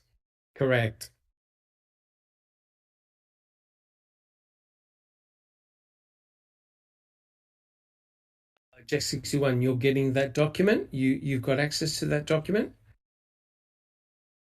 Yeah, Mark Yeah. says, remember, Teresa is only missing on the 6th. Stephen said himself he walked back to the trailer to put the magazine inside. Yeah. Correct. Let me That's scroll correct. down. I've got the document up. Let me scroll to it. Beautiful.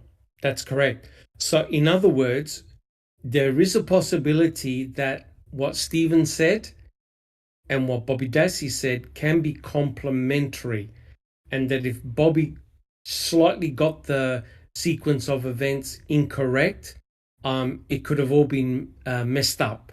But potentially he could have, when he came out, he could have seen the vehicle still present, but not Teresa, because Teresa was actually inside her RAV4, right? And it's interesting because that's what Stephen said. Stephen said he walked towards Teresa, she got in her RAV4, and she paid him, he paid her, she gave him the booklet, and he walked back to the trailer. And what is interesting is that when Stephen came back out, he didn't see Bobby Dassey's blazer anymore. So Bobby had left as well. Jack 61. I have it here, and it's in this paragraph at the bottom of this page. 122. I'll read it. Yeah, I'll read it. Thank you, Jack. It says, I asked Bobby if he could tell me what he did on October 31st, 2005. Bobby stated he worked third shift and he got home around 6:30 a.m. Bobby went to bed and slept until about 2:30 p.m. When he woke up, he did see a vehicle parked out in front of their house near the tree. The girl, Teresa, was taking photos of the van that was for sale. Bobby jumped in the shower. When Bobby got out of it, he looked outside and he saw Steve walking towards Steve's trailer. Jesus. Wow. Just wow. Yeah, it's simply crazy. Absolutely crazy. And Thank this you is so much, Jack. Yeah, this is just for reference. This is Kitty Scherer. I guess I think you pronounce her name. This is some associate of Loy, his investigator, I guess. Yep. Do we have an actual date of that report, Jack 61? November report. It's right here at the November 30th, 2005. But it happened on November 23. This is when they actually talked to Bob. Right. Unbelievable.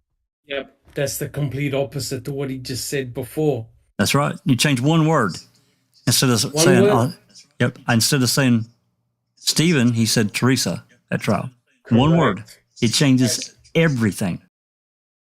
He sure does. The whole intent is completely different, right? And you see, that's consistent to what Stephen said, that after he went to converse with Teresa and she was in her car, he turned around and went inside, right?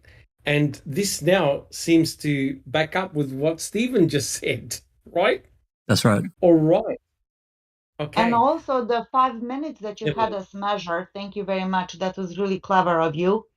It's long enough time for her to arrive, take a couple of pictures, for him to pay $40, and for her to, lean over. I think the magazines were in the back of her car, so she leaned over to pick up the magazine, give it to him, and she left. 5 minutes, boom. Correct. And correct me if I'm wrong, but her windows are tinted as well, so it may have been tricky to see someone in the vehicle at that particular time. And why would Bobby Dassey be looking at the vehicle anyway? He probably just got a quick glimpse of it, and that was it. But you can see how dastardly clever Mr. Kratz was, and turned the whole scenario into, Teresa was inside Stephen Avery's trailer, and that's it. Well, and he also, one word, instead of Stephen, Bobby said Teresa, and also about the RAV color. He went out of his way not to say the dark green. Correct. It was bluish teal. He even corrected Bobby on the stand. Yes, and also about his burn barrels, how many they had. And Bobby goes, well, I guess we had so many. I forgot what he said. Correct. Yeah. So he was pushing his narrative, Yep, and also Bobby Dassey was able to accurately describe what Teresa Horbach was wearing. In fact, more accurate, in my opinion, than what Stephen said, right? So that's truly. And what boy do you know who's 19 has a 3-minute shower? Anybody? Yeah. No. Not in my So house. Not, Not in my house. not when I was 19 or none of my 19-year-olds. I can tell you that. No way. the Susan. fact that he knew what she was wearing, may back up the fact that he watched her for 5 minutes, really taking everything in. Yeah. Well, even if it was only for a couple of minutes, to me that's a little longer than your standard gawk. But That's not a casual glance. I'm sorry, that's not a Yeah. casual glance. it's not Exactly. even if you're attracted to him. If it was that long, it's a little weird. But that's me. Maybe for somebody else, it's not weird. I don't know. Correct. All right, Neville, would you like to continue reading? We're on slide 15. Sure. But yes, some One great chat in chat at the moment. It's a good discussion. Okay. 1 week after the horrifying news of Teresa's disappearance, two key developments occurred. First, Stephen Avery, who was perhaps the second to last person to see Teresa alive, was taken into custody and jailed for her murder. This standalone event set the wheels in motion for the collapse of Avery's $36 million federal civil rights lawsuit against Manitoba County, whose insurance company had already chosen to deny coverage of the civil rights lawsuit based on Avery's allegations the misconduct on the part of the former Manitoba County Sheriff Tom Koturek and prosecutor Dennis Vogel was intentional, not just the negligence on the part of the former county officials. Mm-hmm. The insurance company's denial of coverage served to greatly increase the pressure on the individual defendants who were named in Avery's lawsuit because they could have been bankrupted by an adverse jury awards in the high-profile wrongful conviction case. Correct. And we learned more about how this works in the Johnny Depp versus Amber Heard case because she was using her home insurance. They were paying for her fees for the attorneys. And because she was found guilty that this was all in malice, they were not going to pay up. And now the insurance companies are suing each other. Yeah. So it wasn't accidental. It was on purpose Malicious. and with malice. Yes. Mm-hmm. Yeah. Second, 19-year-old Bobby Dassey, who may be the last person Teresa ever saw, was confronted by Wisconsin police investigators on November 9, 2005, a Wednesday afternoon. Quote, "You're not under arrest. You understand that," said John Dithering, a middle-aged, bald detective for the rural Calumet County Sheriff's Office.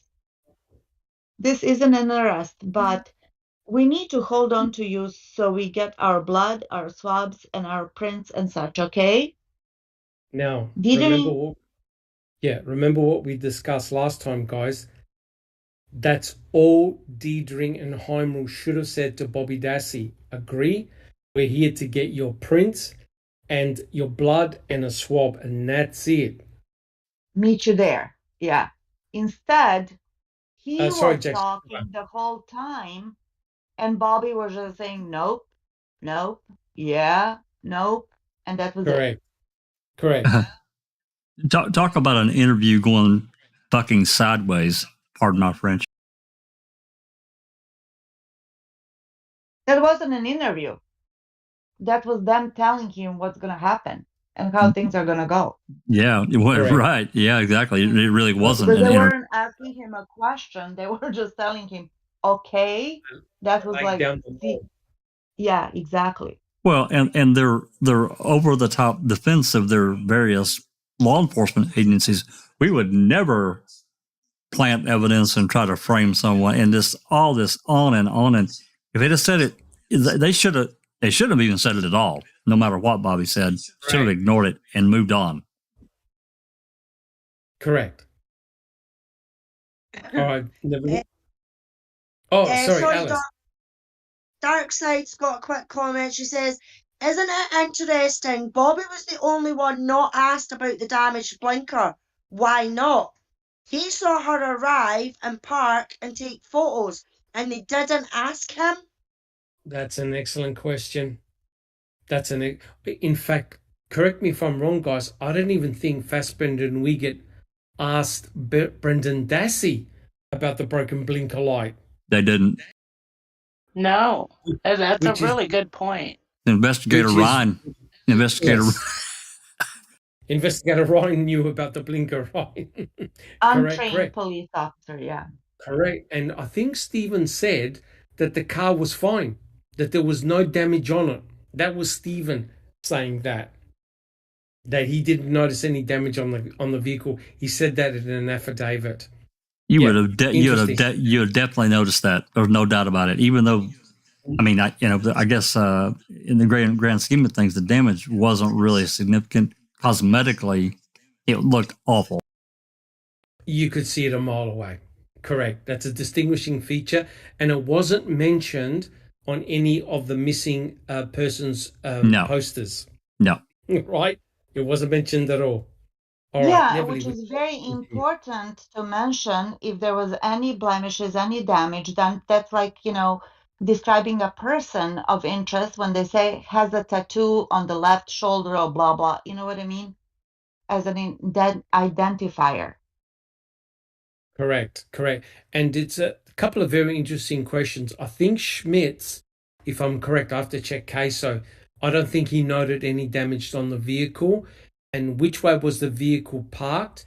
The way it's speculation, but Teresa's vehicle would have been alongside the van, which shows she would have driven up the gravel road and stopped next to the van.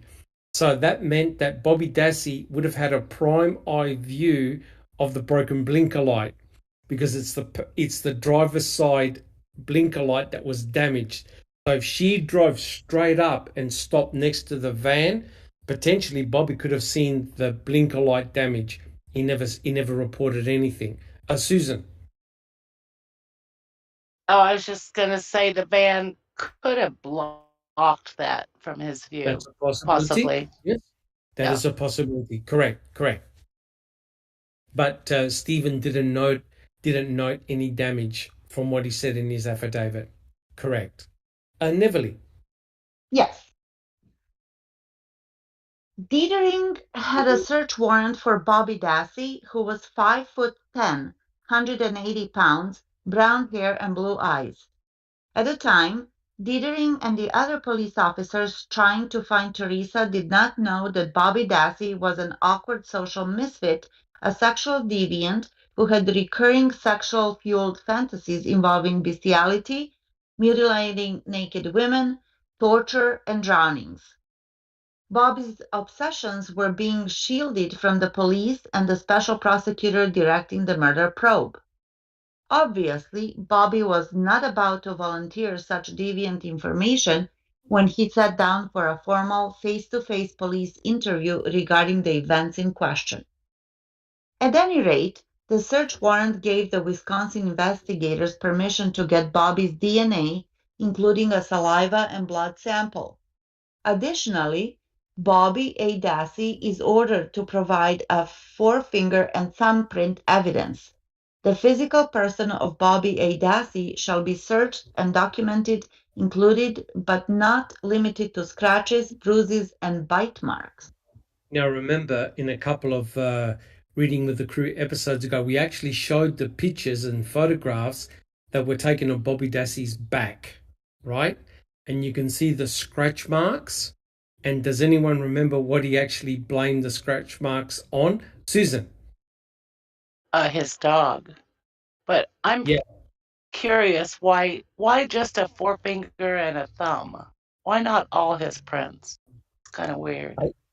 Yeah, well, I would dare say that they would have taken, normally when they take fingerprints, they take both hands. And they also take palm prints as well.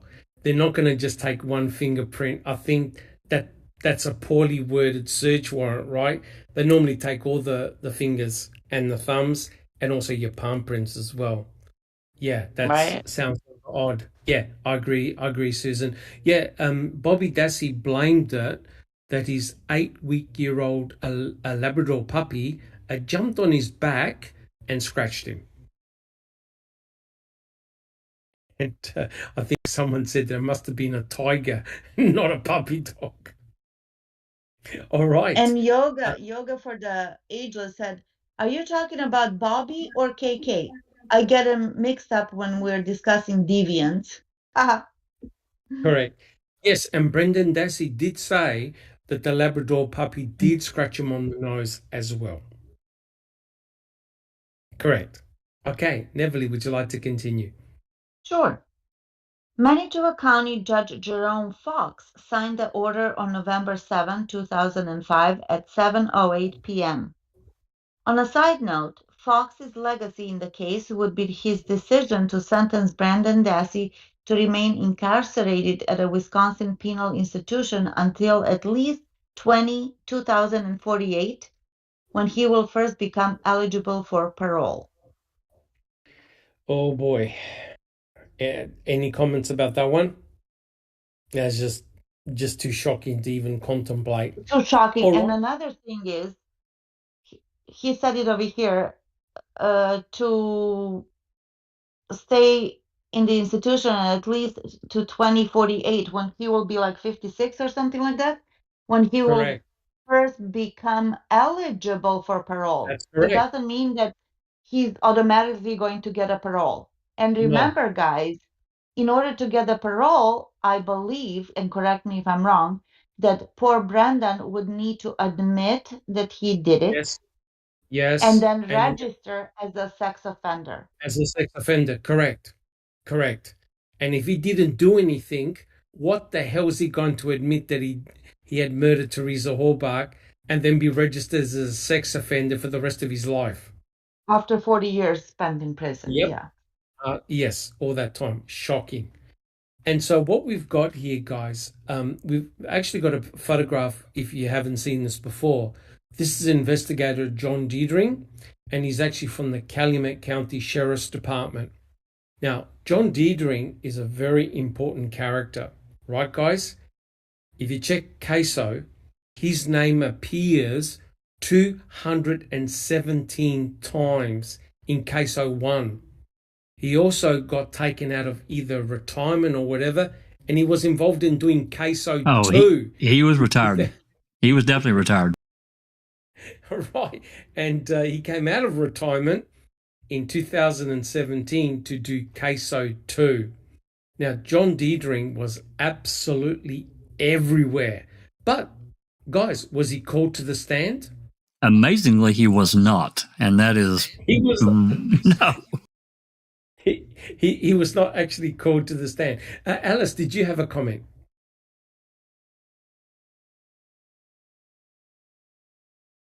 To say, Doc, that I don't like judging a book by its cover, but he looks like the most shadiest bastard that I have ever seen. He just looks, I don't know what it is about him. There's just, my dad's always told me, trust your gut. And my gut's telling me he is a dirty, low-down bastard. Is your spotty sense going off? Your spotty radar? Oh, very, very much so, Jack. Very, very much so. And I know you're not supposed to judge a book by its cover, but holy fuck. Just when that picture popped up, I went, you do look like a shady bastard and would want your finger in all the pies. And that's exactly what he's done in this case. Well, don't forget, he's the one that talked to Bobby Dassey, right? And if you're scared of him, imagine Bobby Dassey at 19 hearing all the crap that was coming out of his mouth, and also Heimerl. And it's interesting that I read a comment somewhere, I think it could have been a Reddit post on Diedring, and they said that they could imagine him in a Gestapo outfit. Right? Oh, absolutely.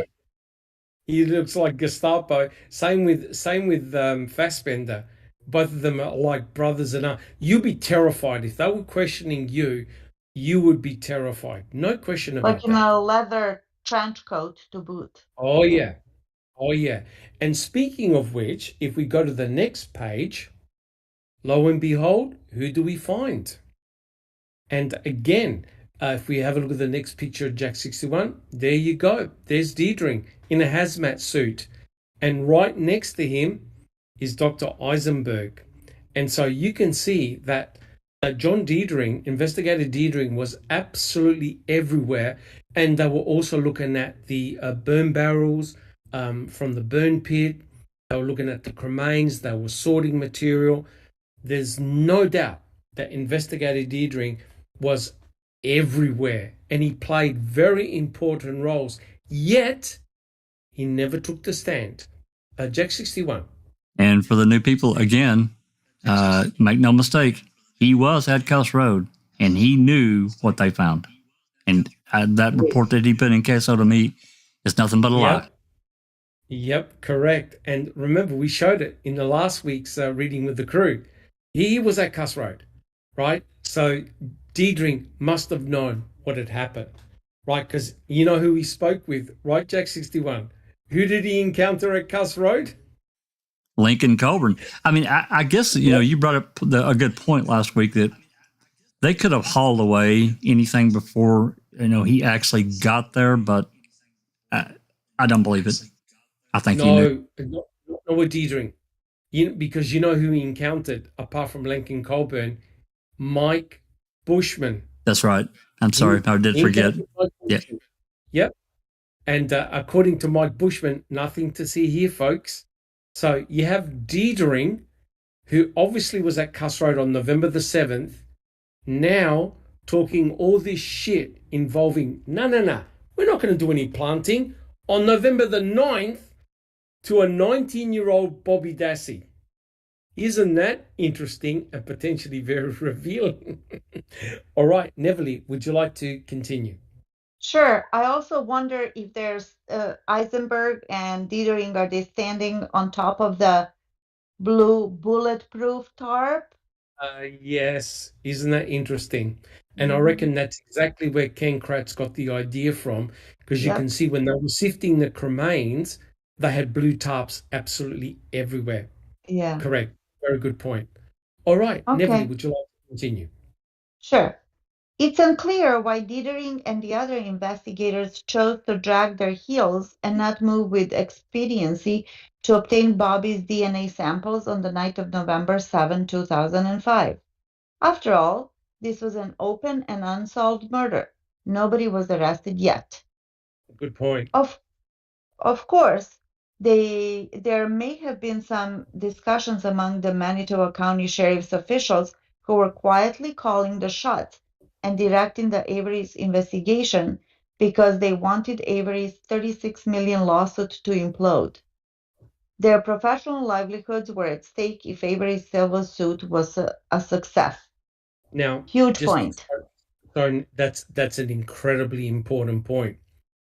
So if the behind the scenes people, there's only speculation, if the behind the scenes people were trying to work out how to nail Stephen Avery and dismantle the civil suit, as we discussed last week, if they found Teresa Hallbach in whatever condition she was in, her electronics and other components at Cuss Road, then the question has to become, what scenario was going to work for sure? Try and say that Stephen murdered Teresa Hallbach at Cuss Road, or bring everything back to the salvage yard and make the story up like that. Because remember, you've got November the 7th and then everything being found on November the 8th. Then Stephen's arrested on November the 9th, and then Diedring talks to Bobby Dassey, right? So you can see the sequence of events, because if you're going to nail Stephen 100%, do you want a story at Cuss Road, or do you want a story at the burn pit? What do you reckon, guys? Cuss Road or burn pit? What are people going to believe that Stephen was involved? Burn pit or Cuss Road? What do you reckon, guys? Burn pit, of course. Everyone agree? Burn pit? Burn pit. Yes. Jack 61. Agree? Burn pit? Absolutely. Yeah. Yep. Oh, yeah. Susan? Burn pit. Yep. Yep. Correct. Alice? Burn pit. Yep. And I don't recall? Burn pit or Cuss Burn Road? pit. Yep. And just Rhonda, burn pit or Cuss Road? Burn pit. There you go. Bring everything back. And not only that, you found the burnt electronics in the burn barrel, Stephen's burn barrel, and you found the cremains in his burn pit. So boom, boom, everything's brought back. But boy, there were a couple of surprises that they weren't thinking about. Neville, now guys, shall we? Sorry, Alice.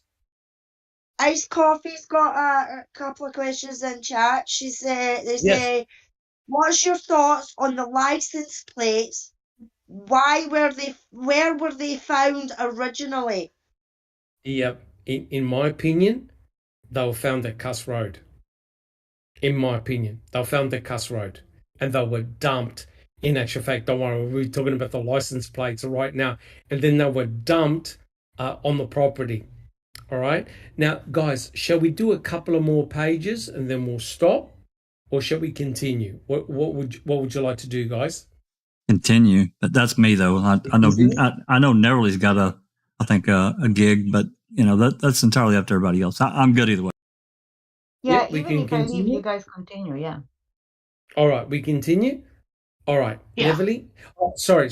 I was going to say, there was a domino effect, right? And as we discussed before, this was just not about the $36 million. This would have then pulled down the Attorney General, right? People would have been pointing a finger towards her. They would have been looking at the crime lab or crime labs themselves, looking at potential falsification of forensic evidence. And they would have potentially looked at past investigations as well under the watchful eye of Tom Kacerik and Vogel. It could have been a shitstorm of monumental proportions. Jack 61. Well, yeah, I mean, this could have. I mean, there's a potential. I'm not saying it would have happened. I'm just with what everything you named off and the breadth of what really happened. You could have got a federal involvement, and they could have stepped in and basically taken over Manitowoc and gotten. It could have gotten really ugly, like really bad. But the irony is, Jack 61, you know who could have stepped in? The freaking FBI. Yeah, that's right. The FBI, instead of working for the state, which is what they did, they could have investigated the entire situation dating back from 1985. That's right. And they couldn't have that. They couldn't have that. No way. No. So hence, shut the lid. Shut the lid and do it quick. And that's exactly what happened. And Neville, would you like to continue? Yes, and not to mention all the other incarcerated people who feel that they were wrongfully Correct. incarcerated. They would have took their chance and go for it, and they couldn't do that. They couldn't afford that. Right. Yeah. That's right, Yeah. especially hair evidence done by Colhane. Yeah. One more comment before Neverly starts, and I'll leave it at. I'll just leave it at this. Again, this is for the newer people that are getting into this really complicated mess.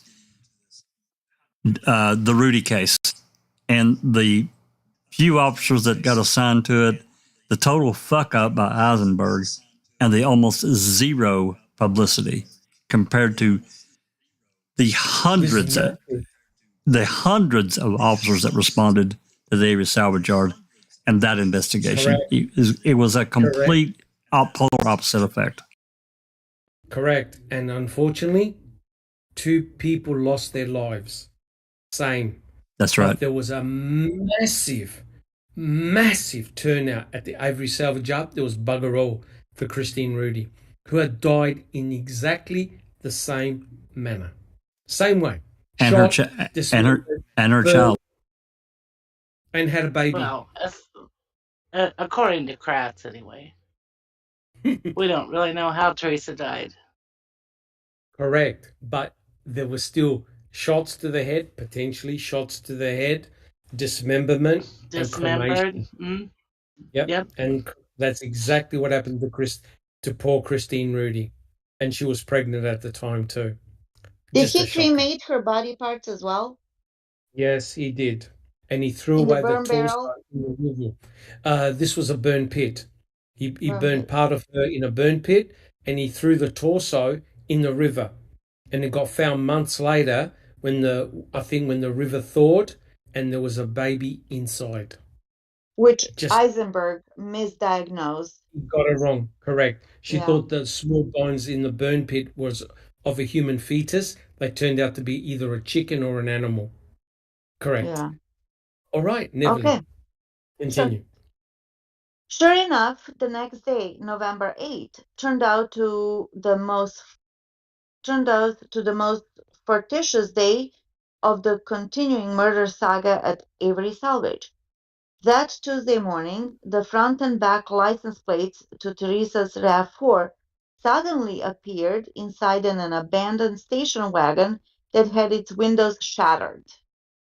It was an easy place to plant evidence, especially when you consider that the station wagon was one of the several thousand wrecked cars that were searched by the police 2 days earlier on Sunday, November 6th. All right. So, guys, let's have a look at the next couple of pictures, right? And this is a head scratcher, right? And I think there were some people in chat talking about where the hell were these license plates found. Well, the license plates were found in this abandoned vehicle over here. And if you check CASO, it was actually found by a gentleman by the name of William Brandis Jr., who happened to be a firefighter. And they were found at 9:15 in the morning. There's a CASO report. He reported the findings to a state trooper by the name of Cindy Payne. What's interesting is that all those vehicles were searched a couple of days prior. All of them. Nothing was found. And all of a sudden, William came across the number plates. And he said that the number plates were folded twice over. So they were crumpled. They weren't laid out with the number. They were actually crumpled. He picked them up and he said, I wore gloves. And he unfolded the number plates. And I think he phoned in to get the license plate read out to determine what plates he had discovered in the car. Right? So let's have a look. Notice where the vehicle is. There's no other vehicles right next to it. It's next to a road, a roadway, a walkway, and there's no other cars really close by, and the windows are shattered. Jack 61, can we have a look at the next picture, please? And the significance of the folded license plates is, yes, I see that they could say, yeah, because Stephen didn't want the number to be blaring at somebody, but also it's also convenient to stick them in your pocket and transfer them easily. Yeah. And I know this is speculation, but isn't this fantastic for Andrew Colburn, right? Because Colburn's there, well, how can I possibly be looking at the number plates? They're over here. But if you're thinking in a nefarious manner, law enforcement could have had those number plates folded up and in a jacket. Yeah. And they could have easily walked by that vehicle during the nighttime and just simply thrown them in. Right, Jack 61? Well, yeah, and you can't forget how this paragraph basically started out. November 8th was basically a boondoggle day for MTSO in Calumet County, the case overall for law enforcement. It was a boondoggle. Correct. The jackpot. It was a jackpot. Susan? I just have to laugh at Yoga for the Ageless.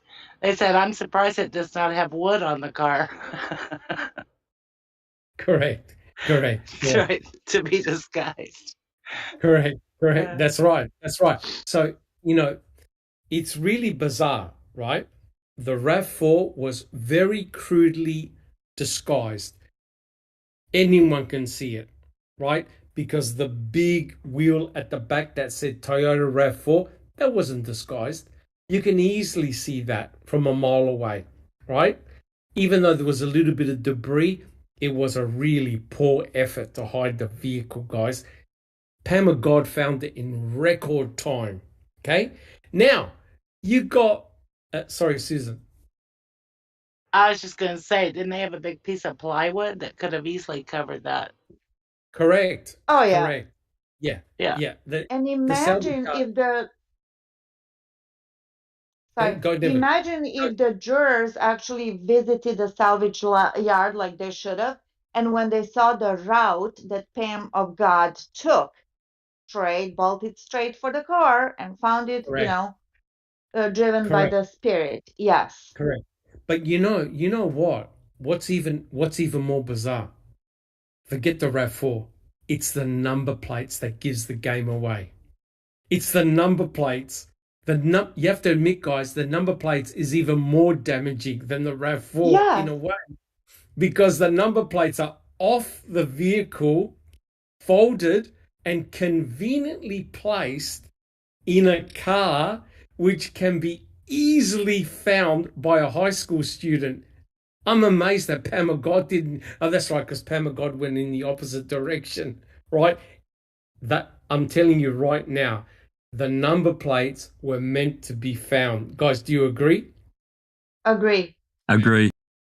Do you agree? And if you look at the next picture, next slide, which shows where the license plates were found, and oh my God, that's like so far away from the RAV and from Stephen's house. So that person who, let's say Stephen, as they said, allegedly did this, he would have been running around like a chicken without a head. Oh, drop this here, put this here. You know what I mean? Don't worry, it gets better. It gets better. So Jack 61, if we have a look at the next picture, have a look at this. The firefighter who found them picked them up, unfolded them, and threw them back in the car so they could be photographed. So in other words, that's not an in situ picture, guys. He unfolded them. Folded them, yeah. Now, don't you think you should have called the photographer before you touched anything, right? And say, oh, look, I think I found something suspicious here, right?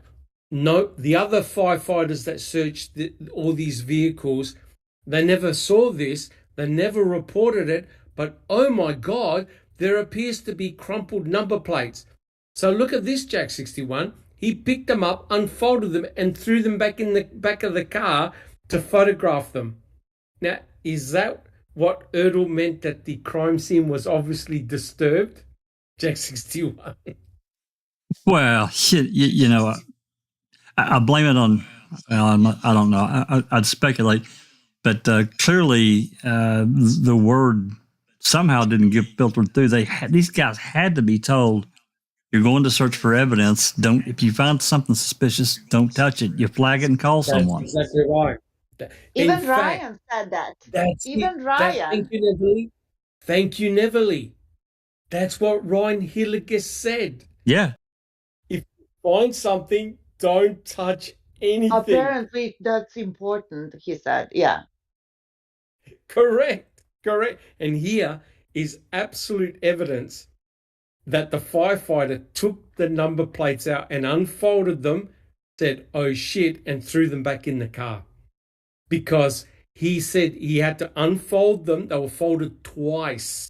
So they were in quarters, which is about the convenient size to put in your pocket or jacket. Right, guys? Yep. Right. And one just tiny bit of further information. I don't know if you want to talk about it any or not, Doc, but isn't there unidentified DNA on those plates? Correct. There's low level DNA, and Culhane stopped at that. I think there were prints. There's no identification. But guys, think about it. Stephen Avery was actively bleeding. He was actively bleeding. So there would have been, surely, if you're taking off number plates, you have to leave blood behind.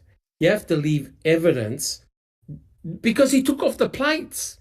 Taking off plates on a vehicle is not easy. And if he was the one that crumpled them up, wouldn't there be blood on them? Because you're not going to do that with one Correct. hand. That's a two-handed That's job. correct.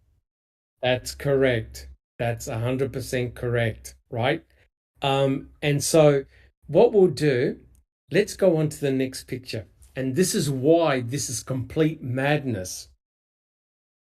So have a look at this, guys. This car, you can see the station wagon, that's where the number plates were found, right? Right on the periphery. They were found on the periphery, right? They weren't found internally. And Stephen Avery had access to thousands of cars. He had access to the quarries. He could have driven the number. He could have taken a blowtorch to them. He could have got tin snips and cut them to pieces. What does Stephen Avery allegedly do? Folds them in quarters and dumps them right there on the periphery where searchers are easily going to find them, right? And what's bizarre, Jack 61, if we can have a look at the next picture. This is a head scratcher, right? Think about it, guys. Have a look where the RAV4 was found, all the way down to the bottom on the right-hand side near the pit area. The RAV was dumped near the periphery, right near a berm. Lo and behold, Stephen had access to all of those cars, including the quarries, anything. And where does he go and put the number plates? Right in that car, right next to the gravel road, where you absolutely guaranteed that searchers were going to find them. Jack 61. Yeah, he could have taken, because of the metal license plates are made from, he could have taken a blowtorch and destroyed those plates easily. Wouldn't have taken long at all. Correct. And the reason why I think the number plates were found at Cuss Road was that there's a very interesting document, you guys may have seen it, in which from the, I think it's from the sheriff's office, where they list all the members of Search A. I think Jack 61, you have seen it with Bushman. And on the back of that report, lists all the items, including number plates. Yes. Remember? Yes, we have that report, yes. Or that doc. Which is very, very interesting that on that date, November the 7th, including clothes, electronics, everything written on the back. And one of the things that's written is plates. Now, how in the hell can you write that on a report of the 7th when the number plates aren't found until one day later? Same with the burnt electronics. Anyone got an answer to that one? That's a good one, because that's one I don't think we can honestly answer. Not really. Yeah, that we have to put up that report and just show you what's on behind. It's bizarre. So, guys, here's my point. Brendan Dassey was asked, they said to him, did you take off the number plates? No. Who took off the number plates? I don't know. Did you, Brendan? No. Was it Stephen? Yes. So, Brendan Dassey, obviously, he never took off the number plates. If he never took off the number plates and they told him that the number plates are missing, well, it had to be Stephen. So he goes, Stephen. But here's the kicker, right? Remember, the RAV4 is all the way down on the bottom on the right-hand corner, just past where you go around the corner from the crusher. They asked Brendan, how did you get back home? And you know what he said? Because we continued walking down towards the hill. So, guys, can you see that they took, according to Brendan, they took the long way back? So are you trying to tell me that when Stephen got back to his house, he ran all the way down to the station wagon and dropped the plates and ran all the way home, hoping that no one would see him do it. Nonsense. Guys, are we in Disneyland or what? Absolute nonsense. So as you can see, guys, when you see this, when the jury go out to the place and see this, they must be thinking, you've got to be joking. Stephen Avery had access to over 3,000 vehicles. He could have buried them. He could have driven somewhere and thrown them somewhere away. He could have melted them in the smelter. He could have done anything. Now, what does he do? What did Ken Kratz say? Oh, thank God, Stephen Avery, he was kind enough to leave his DNA. He also left the number plates right next to the roadway where investigators will walk. And what's bizarre, 2 days earlier, no one saw the plates. Alice. Kelly's joined us in chat. Hi, Kelly. She says, Hi, Kelly.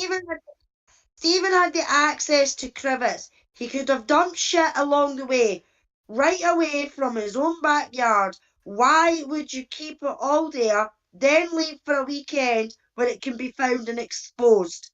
I'd have buried shit and thrown shit out the windows on my way up north. 100% Exactly. correct. And then So- Pete Moss says, why would Stephen remove the plates to conceal the RAV? He worked with cars and he would be well aware of the VIN to identify it. So there would Correct. be no point in him removing the fucking license plates in the first place. Because the VIN number. You know what I mean? Correct. But you see, guys, I'm thinking nefarious at the moment. The removal of the number plates gives Andrew Colburn a get-out clause. Hey, I never saw the number plates. They're over there. Right, Jack 61? Yeah, Right? I couldn't. I've seen those things. They weren't even on the car. Whereas if they were on the vehicle, then Colburn has got a lot to explain. So you were standing behind the RAV4, right? So interesting that of all the places in Manitowoc that Stephen could have dumped everything, he put the RAV4 on the boundary, so it was a piece of cake to find, and he put the number plates on the boundary on a roadway where hundreds of investigators and searchers would have checked out. So this truly is remarkable. He has the ability with Brendan to expunge 2 crime scenes, remove the total traces of Teresa Horbach from his garage and his trailer, and dumb enough to leave the plates and the RAV4 out in the open. Guys, I have no answers. What's going on? Yeah. And we go back to the heavily edited Flower video, and their search of the property. When they Pagel and the new chick Wendy Baldwin flew over. Some people believe that the RAV was there on the 4th. I personally do not. I don't see it. I just don't, because if it was there, and they would be there. Well, I mean, that would have changed everything. There would have been no need for Pam Stern. Correct. That's why they needed Pam Stern. Yes. They needed Pam Stern. They knew that the RAV4 was there, right? They knew it. But if they saw it from the air, the stormtroopers would have come in that day. Boom. They would have put roadblocks. No one comes in, no one comes out. And 1,000 people would have descended in that property. They needed Pam Stern to say, hey, boys, blow the horn, come over here. I found her. So she's a member of the public, which means that the police didn't directly say, oh, we saw the RAV. So they got the member of a search party to say, I found the RAV. Boom. It put them at arm's length until you discovered that Pam Stern was a cousin of Teresa, right? And knew Pagel. So, well, and Pagel being there that morning when she arrived, he was there testing the fax machine. I mean, I think we, again, this is for the newer people that have not dove deep. Correct. Him being there testing the fax machine when her and Nicole arrived late, that lends itself to some really, questionable things. But what's even more questionable, besides Pam Stern and Nicole arriving late, is that Ryan and Scott knew that Teresa had an appointment. So why hadn't searchers already been assigned to go ask if they could search the Avery salvage yard? They waited. No one had. It's complete bullshit. Correct. 100% correct. But guys, you can see the point that I'm trying to make. Once you see this map, once you realize, wait a minute, two of the most damning pieces of evidence, the RAV4 and the plates, were on the periphery, on the boundary. That's right. It means that if somebody was planting them, it's a piece of cake for them to walk off. In and out. Correct, Jack? In and out, gone. Right? Yep, correct. Whereas if you had found the RAV and the plates in the middle of that salvage yard, jam-packed with all the other cars, right? Could you imagine a planter trying to get out in the middle of the night and tripping over and breaking a leg? That could be potentially embarrassing, right?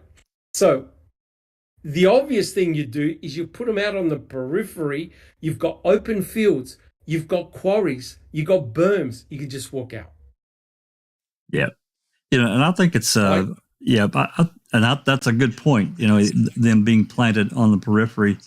But another good point, again, I don't mean to detract from, our goal here, but with Pam Sturm and Nicole, and they're going in and, if we said that they found that RAV in a half hour, okay, it probably was a little bit quicker than that, but let's just say at half an hour. But now we're looking at a bird's eye view with this photo that's up right now. They didn't have that view. They're looking at eye level at thousands of fucking cars. And basically she walks to it in 25 minutes. Hey, this looks weird. Come on, no way. But what's even more telling, Jack 61, Pam and Nicole didn't take the first turn, right? They didn't go down the laneway, the closest laneway. They walked directly to the crusher, and from the crusher, they took the road on the periphery and checked every one of the cars, and Lord Almighty shone a light directly on the RAV4. Now, come on. You have to buy a lottery ticket, right? Out of all the vehicles, and you're thinking to yourself, if they were trying to hide a RAV, where would they hide that RAV? On the outside, where it's a piece of cake, or on the inside, we bury it. Harder. You deep six it. Just Rhonda. Yeah, I've always had a thought in my mind, or for quite a while, and then when you guys were talking about Pam and Nicole arriving late to the search, but were they really late? I mean, yes. Or was that by design?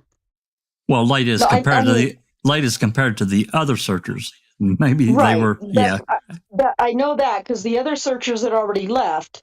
But so, I mean, I'm just because I just, my jaded mind just doesn't believe that they arrived. Oh, oops, we're late. I just feel like that was by design. Well, isn't it interesting? Isn't it interesting that she got a camera and the personal phone number of Sheriff and a map? And a map. Yeah. And a map. So I have a hard time believing that they were late, using my air quotes, to the search. Like, oh man, sorry, we couldn't get here sooner. Oh, that's okay. Here's a map. Here's a camera. Here's everything that you need. I don't buy it. I think that it was all by design. I think that there was a prearranged time and meeting place and who she was going to talk to, and I believe it was all arranged. And that's, in my mind, that's not a far reach, because this whole case is a fucking far reach, right? So to me, that's not a far reach. I'm with you, Rhonda. Yeah, you see, now we're in a big dilemma, right? And I know that Jack and we've discussed it, and many people have discussed it. Where the hell did that RAV4 come from? Was it Bobby and Tom? Bobby's Tom Sawinski saw Bobby Dassey and a guy, we call him Santa, push down the RAV4. Now, what's bizarre, right? That's the quickest way. There's two ways. Straight down Avery Road, all the way straight down past Chucky, past the crusher, and you bring the RAV4 down at the periphery and you dump it there, right? Or the other alternative is it comes from the quarry, right? The dog tracks tend to suggest that it came from the quarry.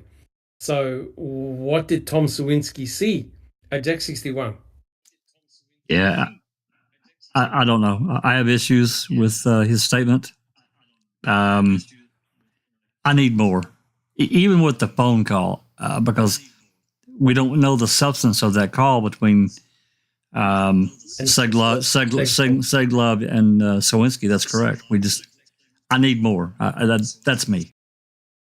Correct. But we're bypassing the issue. The issue is that the RAV4 came from off the property. Absolutely. Yeah. It doesn't matter how it got there. It was from off the property back on, right? So the dog tracks tend to suggest it came from the deer camp area. That's what I think. It came from that direction. As to who put it there, I don't know, Doc. I don't know. I scratched my head at it, and I just basically put a pin in it because there's all kinds of speculations that I can go with, but I hate to hang my hat on any one of them specifically yet. We need more. Correct. And the silly thing is, right? And we'll talk about it. The presence of the key in Stephen Avery's bedroom. Now, wait a minute. Didn't the state just say that Stephen Avery disconnected the battery terminals because he was scared potentially that someone could come in with a key, and press like an alarm? Yes. Right. Cause an alarm to go off, and allegedly her car wasn't fitted with that type of alarm. My understanding is there was the potential to add one, but she never had one.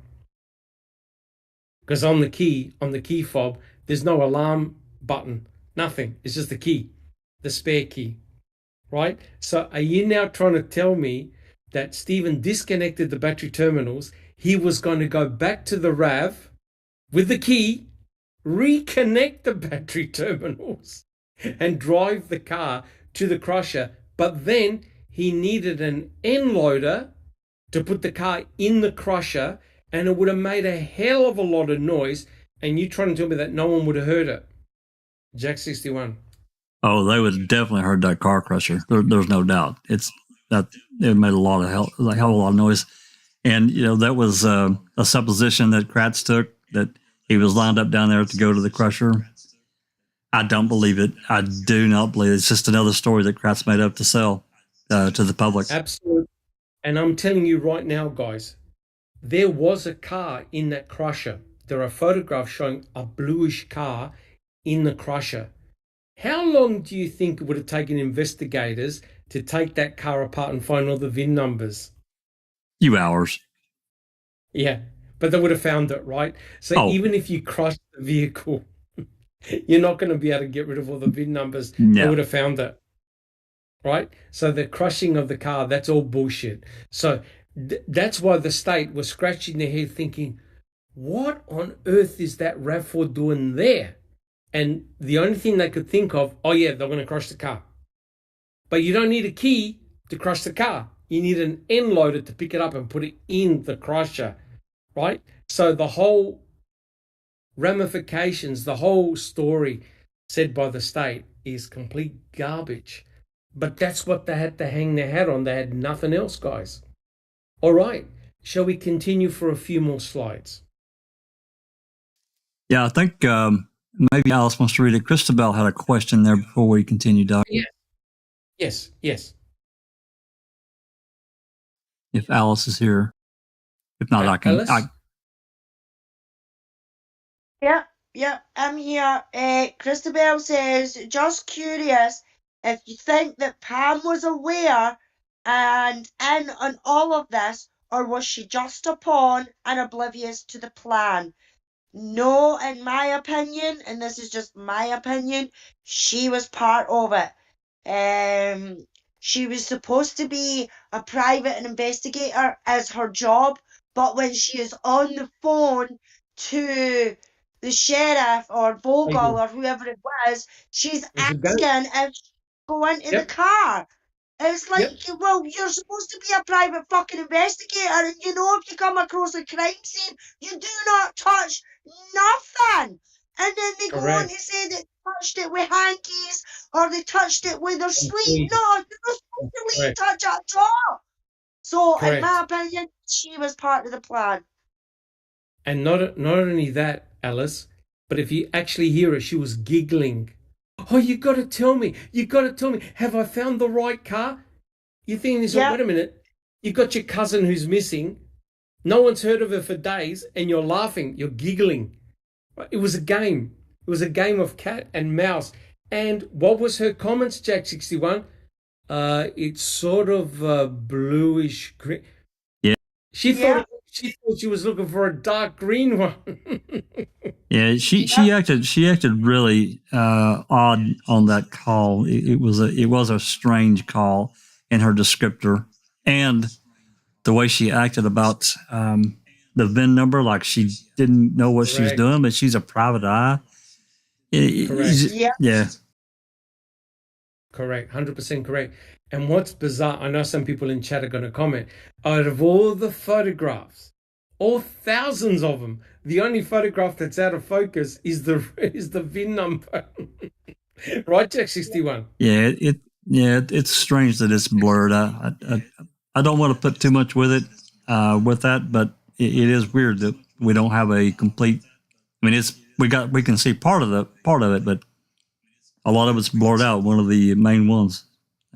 Correct. For whatever. Now, Jack 61, can we have a look at the picture with Mark Wiegert? That's a classic. Oh, yeah. Jinx is That's saying, okay. I don't think she was a private eye at the time, though. No, Jinx, she might not have been a private eye at the time, but she was supposed to be an experienced private investigator, and any private investigator knows that when you come across a crime scene, you do not touch nothing. Even the lamest person like us know when it comes to a crime scene, you do not touch nothing. You don't try and open anything, you don't try and move anything, nothing. But she was asking if she could open the car and go in. I mean, it just doesn't make sense. Yeah, That it could be right. She might not have been a private eye at that precise moment in time. No, I think she'd let. I think she'd let her. Rules. Yeah, she'd let her license lapse, but she would have known. But again, just another little piece of information for the new people, and not to detract again from our goal here, but there was a hood that was leaned up against the RAV that allegedly that Brendan and Steve would have had to have put against it. It was never fingerprinted. Why not? Yes. No. And Ertul looked for forensic evidence around the RAV4, like hair, fibers, blood, found nothing. Nothing. Absolutely nothing. And I do agree with what Mark Hoddenot said. He's spot on. And I'll read it. He goes, Pam is an actor and a bad one at that. No doubt. Her demeanor, the way she behaved, even Kratz had to shut her down. Hold on there, let's backtrack again, because she was part of a script. It was all dramatics, it was all tears, it was all theater, it was bullshit. It was so cringy. Every time I watch Ma'am, and I always pick up various things when I rewatch it, watching her again, I just cringe. Yeah, correct. Yeah, but remember, God showed her the way, Doc. It was God that showed her the way. God showed her the way. Now, guys, what we got here, this is a remarkable picture, right? This is investigator Mark Wiegert holding up the number plates, right? You know what Mark Wiegert is saying in his head? Mr. Colburn, do these look familiar with you? Hey, Andy, have you seen Colburn, the? Hey, Andy, have you these? seen these before? Yeah, which is now, all jokes aside, this is remarkable, right? Andrew Colburn said that Mark Wiggett phoned him with the number plates and the information, right? So why would Colburn then ring the dispatcher to confirm what Mark Wiggett just told him? It's bizarre, isn't it? And here's the kicker. Could it be possible that Colburn ran into the number plates that were thrown on the road, and he found the number plates and said, what the hell are these? And phoned them in? Could it be possible that he actually didn't see the RAV, but saw the number plates? Which, Mate, if you're thinking about planting, that's exactly what you would do. You're in charge. You got the number plates. You just conveniently throw them in the station wagon, and boom, on November the 8th, you find them. Jack 61. yeah, and not only the two things that you mentioned, Uyghur calling and giving him the information, or Remick or whoever it was. Yes. But remember, there was a attempt to locate that was broadcast to all patrol, everyone on patrol in Manitowoc, and had all of Teresa's information, all of her vitals, and the plate number. Correct. In fact, it was even on the missing poster. That's right.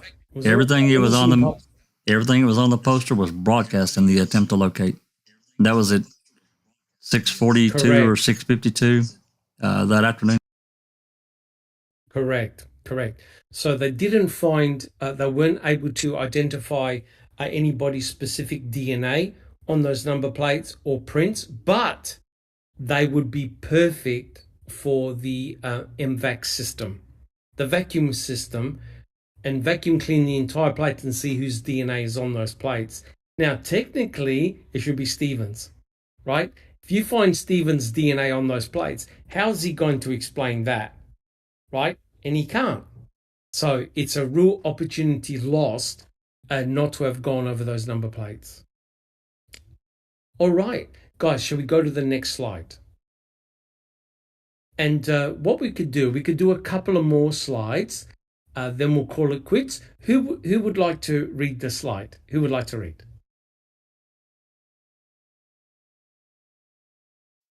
I can read it if no one's available, Doc. It's not a problem. Any Jack 61, you would like to read? Oh, okay. Just I run. was going to say I can read. Which slide is it? It's slide 1. Which one? 21. Can you see Got it? it. Okay. Yeah, let me Beautiful. get there. Okay. No worries. Okay. But that initial police and volunteer firefighter canvass of the entire Avery salvage yard harvested no damning murder clues. No legitimate reason was given to explain why the authorities, at the recommendation of dubious Calumet County Detective Mark Wiegert, were summoned again 2 days later to search the same junked cars shortly after the crack of dawn. That's November telling. 8th. Yeah. November 8th, 2005 was also the same morning when the Manitowoc County Sheriff's Office Crackerjack Evidence Collection Team of Detective James Link and Kobe were back at Avery's.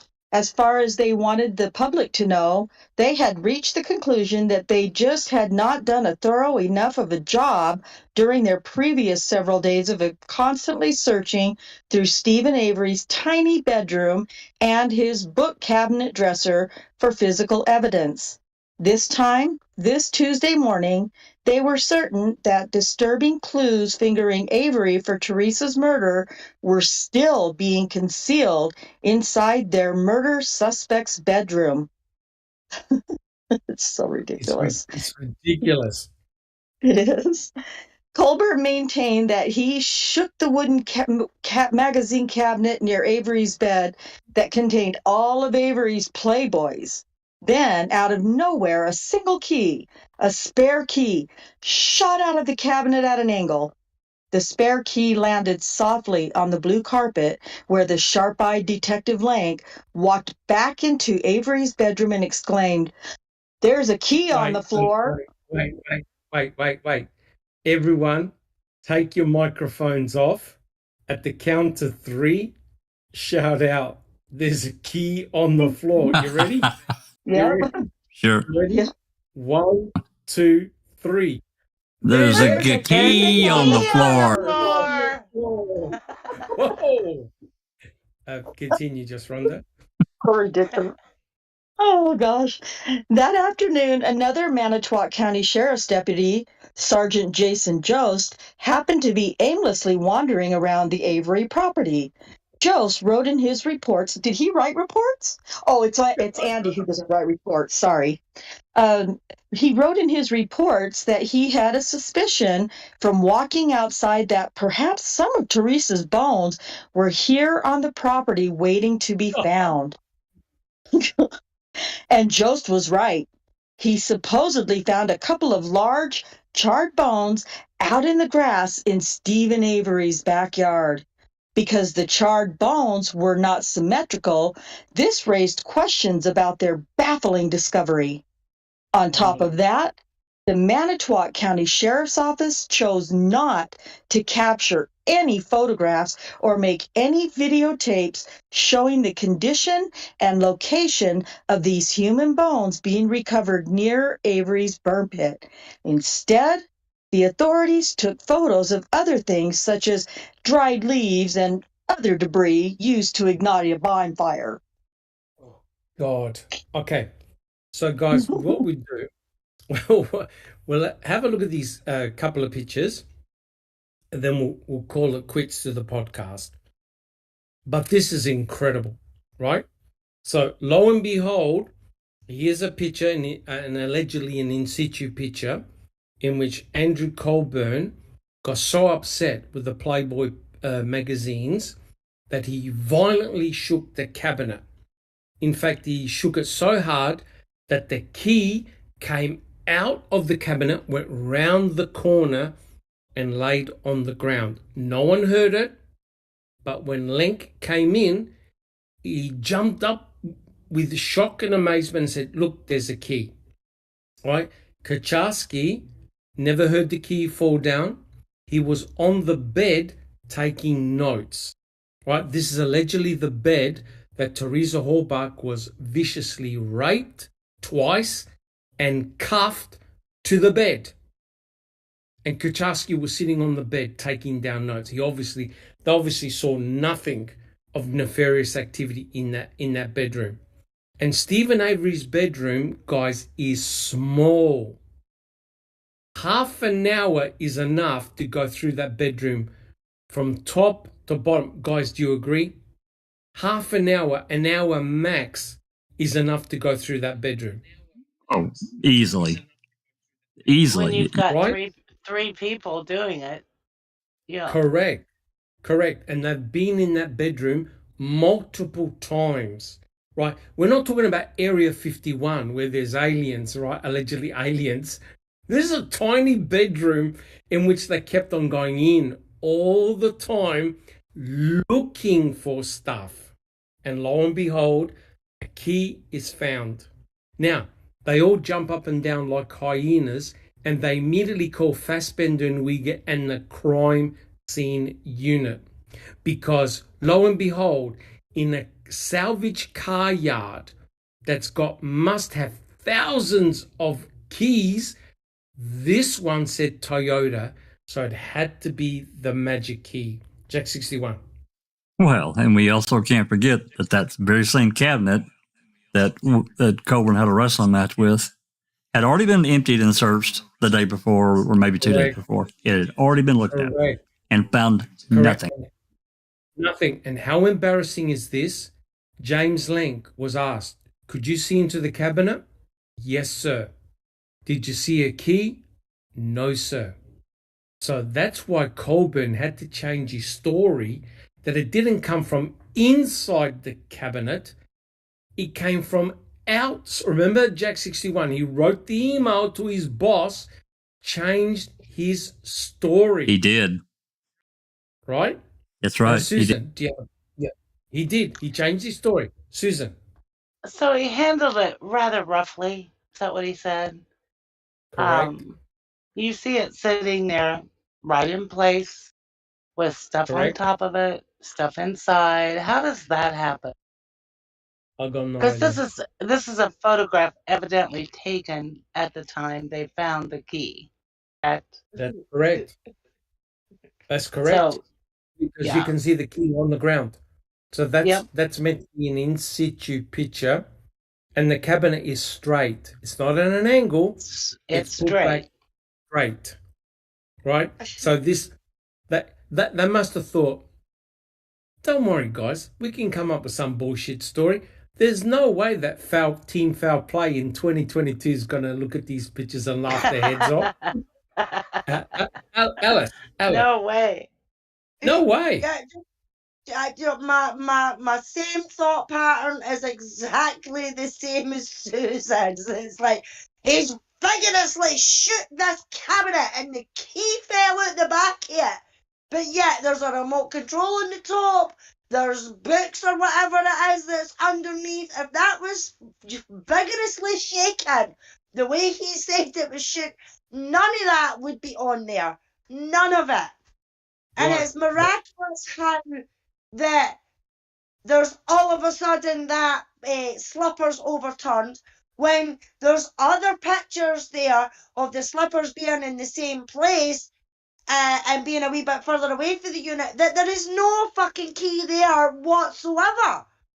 There was none. My thoughts are exactly the same as Susan. If he shoot that vigorously, how the hell is all that stuff still on it? Correct. 100% correct. So now, yes, guys, we had to look at where the RAV4 was dumped, how it was found. Suspicious as fuck. We look at the number plates, where they were found. Suspicious as fuck. And now we look at the key inside the bedroom, Stephen Avery's tiny bedroom, and it magically appears. Now, I'm sorry. Even if you're the most hardcore guilter on the planet, surely your eyebrows must be raised now. When Stephen, who has worked with cars for years, he understands how they work. He understands that if you're going to crush a vehicle, you don't need a key. You need an end loader to put the car into the crusher. He's got his two brothers. He's got his mother. He's got his nephews. He's got members of the public that are just walking in. Is it going to be slightly suspicious that Stephen Avery in the middle of the day or whenever is crushing a vehicle that remarkably looks like the missing persons on the poster? And not only that, what is even more bizarre, guys, David Beach went to the front office, remember, and spoke with Stephen. Remember David Beach, Teresa's cousin, and said, I'm looking for my cousin. Do you mind if I check around? And Stephen goes, yeah, go for it. And David Beach left a poster, the missing girl's poster, in the front office, and it was taped. Remember that when the two investigators went through the property on November the 6th, they filmed it in the office taped. Right, Jack 61? Yep. It's there. Yep. And I've been looking around for, I thought I had this saved, but the link that I had originally for this, I've got it on the screen now. This is one of the, this is the one that the Yes Foundation created that I've been looking for. It's got the macro date at the bottom of 11.2. But notice what it says at the top too: endangered, missing. Mm-hmm. Yep. But yes, this is the poster. Inside the office, the front office of the Avery the Avery salvage yard, there's the missing girl poster taped to the wall. Now, if you are the person that murdered Teresa, would you be putting that poster sticking up in broad daylight, right? Aren't you going to be trying to hide? You're not going to leave evidence out in the open. You're going to hide it as best as you can. And guys, are you going to go to Crivets when you know that the police have come to your property, an aeroplane flew over your property, and the news crew are interviewing you, are you going to leave the crivets, leaving all the evidence out in the open? Guys, yes or no? Not a chance in hell, Doc. No way. No. Yep. No, logically, no. Logically, no. But Yep. the way the state think it is yes, Stephen was dumb enough to do that. Correct. And that's what we're meant to believe. That's what we're meant to believe. That Dumb Stephen enough was to do that, but smart enough to clean up all the blood and the hair and the, all the other evidence. But he's dumb enough to do those other things. So yeah, it's just ridiculous. That's correct. So if we have a look at the next slide, Jack 61. This is what did my head in, the RAV4 key, right? So when Culhane examined the key, this is for new people, she found no evidence of blood, nothing. This is meant to be the main key that Teresa Hallbach used, yet it's in pristine condition, right? Now, when Culhane looked at this key, she saw no evidence of blood. She did no presumptive test on the key to look for the presence of blood. She did a swab, and the only DNA that was found on that key belonged to who? Who, guys? Whose only DNA was found on that key? Stephen Avery's DNA. Only Stephen's DNA was found on that key. Only Stephen. Yep. The actual owner, Teresa Hallbach, there was no presence of her DNA on that key at all. I found that improbable. And if he was actively bleeding, Doc, I have to believe that he would have left some blood on that fabric. Oh, no question, because it's absorbent. It's absorbent. And he would have left oils, he would have left grease, dirt, you name it. No. And then the guilt to say, hey, wait a minute, he cleaned the key. If he cleaned the key, what the hell is he touching it again and leaving his own DNA on there for? Exactly. Jack, Rhonda, do you have a point? No, sorry, I forgot to mute from last time. Alice, do you have a point? A comment? We're all good? Okay. Actually, Jinx had said that she's put something in the office about the key, so I'm just going to try and find it. It's another picture. I've got it. I'm going to put it up. Yeah, I was going to say, can you grab it? Because it's a picture and it's in the office. And the final point is this. This is what really did my head in. Sharik Culhane used up all the DNA from the key, which means you now have to trust her and that no one can go back and obtain DNA from that key because she used it all up. Do you have a photo to put up, Jack 61? I'm sorry, I did something wrong. Yeah, no hassles. We can wait. So quite clearly, there's something very suspicious about this key, right?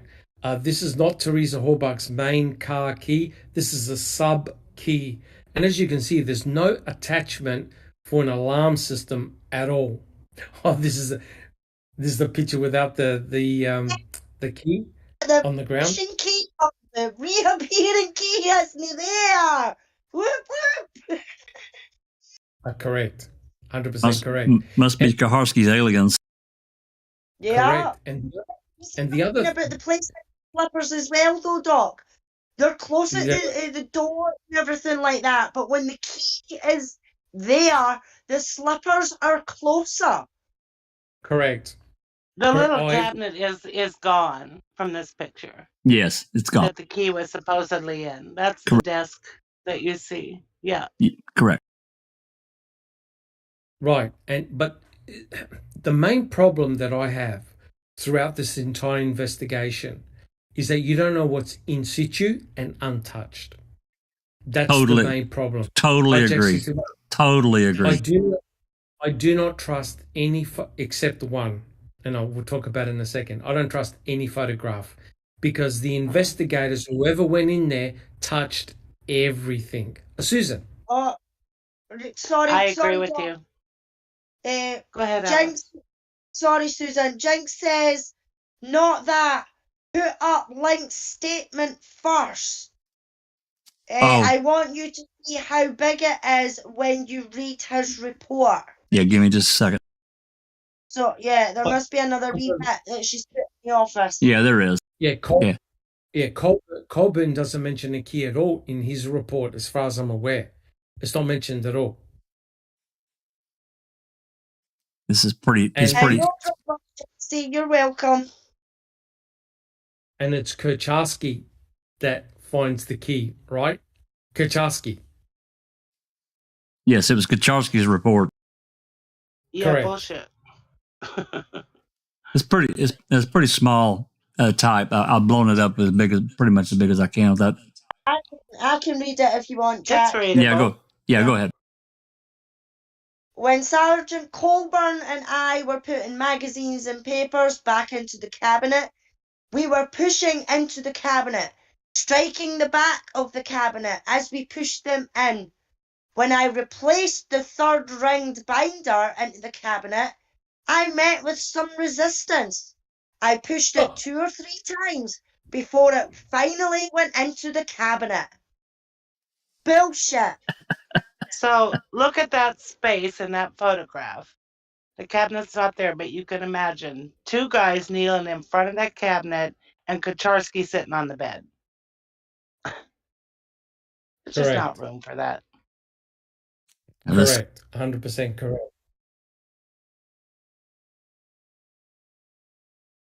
Yeah, I don't have that. I don't have another photo with I'm You close just to have that that. photo. You Yeah, just I've have got- that blown up. Yeah, Can you minimize it? Or yeah, I backed it out. Right. Yeah, there you go. And there's another important point we mustn't forget. When the investigators, Fassbender and Uyghur, talked to Brendan, and they said, Brendan, when you went inside Stephen's trailer, what did you see? Remember Jack 61? Absolutely, the orientation. He said, when I looked down the hallway, I saw Teresa Hobart being pinned to the bed. There's only one problem. The bed is 90 degrees where he said it was, right? And no one commented that the room had been rearranged because you would see divots on the carpet, right? You got heavy objects sitting there for weeks or months. If you move them, you have a divot in the carpet. That's right. So what Brendan said was 100% incorrect. So the investigators had to know that what Brendan was telling him was all bullshit. He could not see Teresa Horbach pinned up in a bed until he went into the bedroom and she was around the corner. So Brendan got all the fundamental facts incorrect. Right, Jack 61? That's right. Here's the other photograph that Jinx wanted me to put up. And you can see how tiny, how small of a space this is. It's tiny. Correct. 100% correct. So that's why it's a con job. That's why the investigators never, ever thought that no one was going to give a damn, that no one was going to ask questions. They thought it was a fake incomplete, right? And that's why they completely demolished the trailer. Panels were pulled off, carpet was pulled off. There's nothing in situ. It's all gone. Jack 61. Oh, absolutely. You remember the interview that we got in, well, actually, it's not when we got it. It's when it's in Making a Murderer. I don't remember which episode. But when Jody, she got out, and when she went back to the trailer and she went inside and it was destroyed.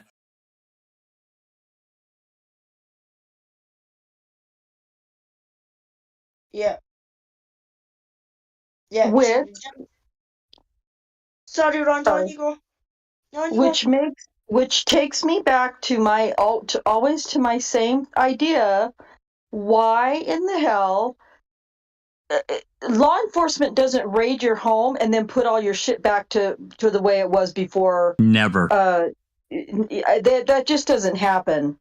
And so it really pisses me off every time I hear, something about when you look at the rest of the house after they tore it up like they do, but they were kind enough to put everything to be considered enough to put everything back into the little bookcase where the key was supposedly found. I It's don't, just I it's don't just believe a word of bullshit. it. I don't believe a word of it. It just makes me crazy. Makes me crazy. Correct. 100% correct. But you see that Lincoln Colburn had to come up with a bullshit excuse really quick to explain how that key just magically appeared. Right? So Lenk is saying one thing, Colburn is saying another. Susan. Am I unmuted? Oh, I'm sorry. No. Nothing. Alice, do you have a comment?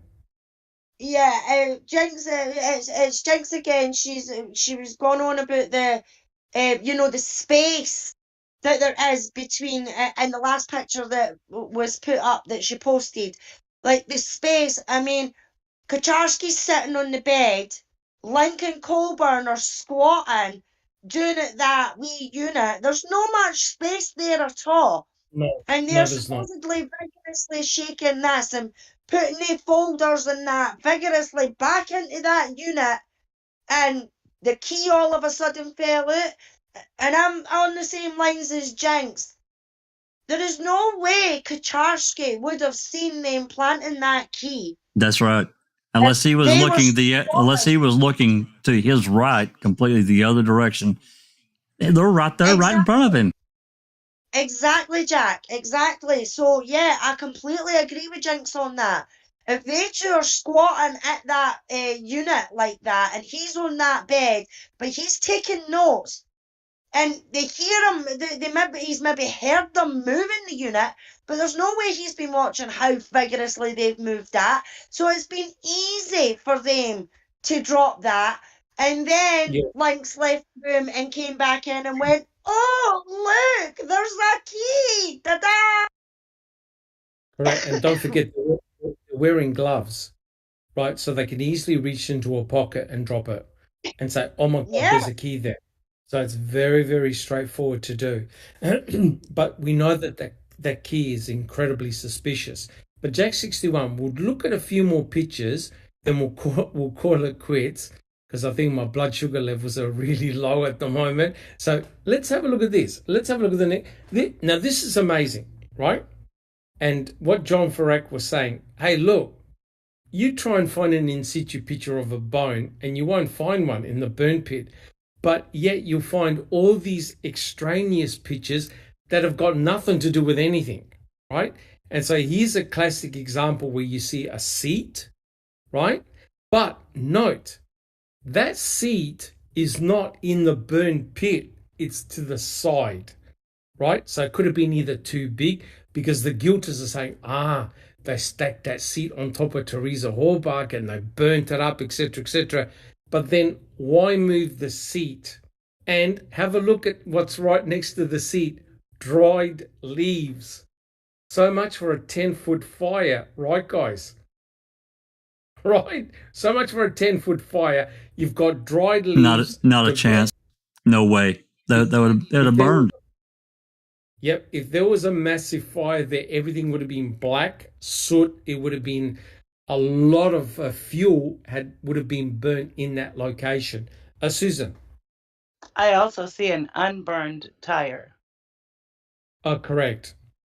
And again, if you've got a burn pit area, over time it accumulates stuff that you burn, right? It accumulates stuff that you burn.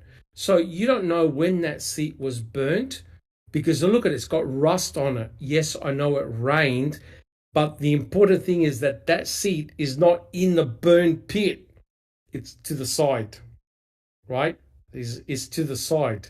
So if we look at the next picture, again, you've got pictures of wire, dried leaves. I think it's a screwdriver, but you don't see any pictures, in situ pictures of bones, right? That's the whole idea, that they're meant to be there, taking in situ photographs of cremains. Jack 61. Yeah, more dried leaves laying right there.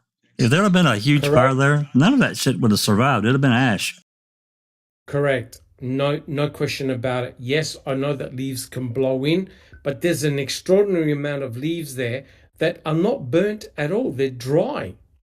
And if we look at the next picture, we'll probably make this, oh no, we've got 2 more pictures, then we'll stop the podcast.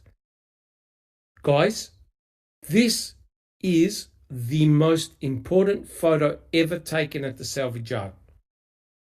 One of my favorites. I believe it's one of the most telling pictures and incredible pictures ever taken.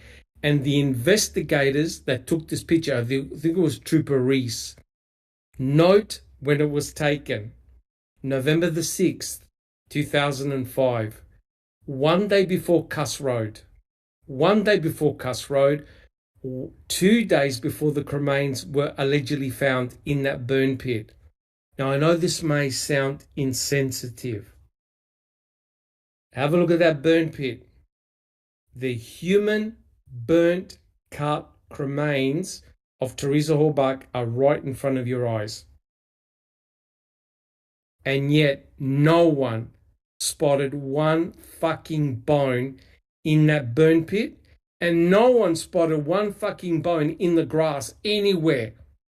Now you trying to tell me, now this is the classic. The investigators had no idea about the significance of that burn pit.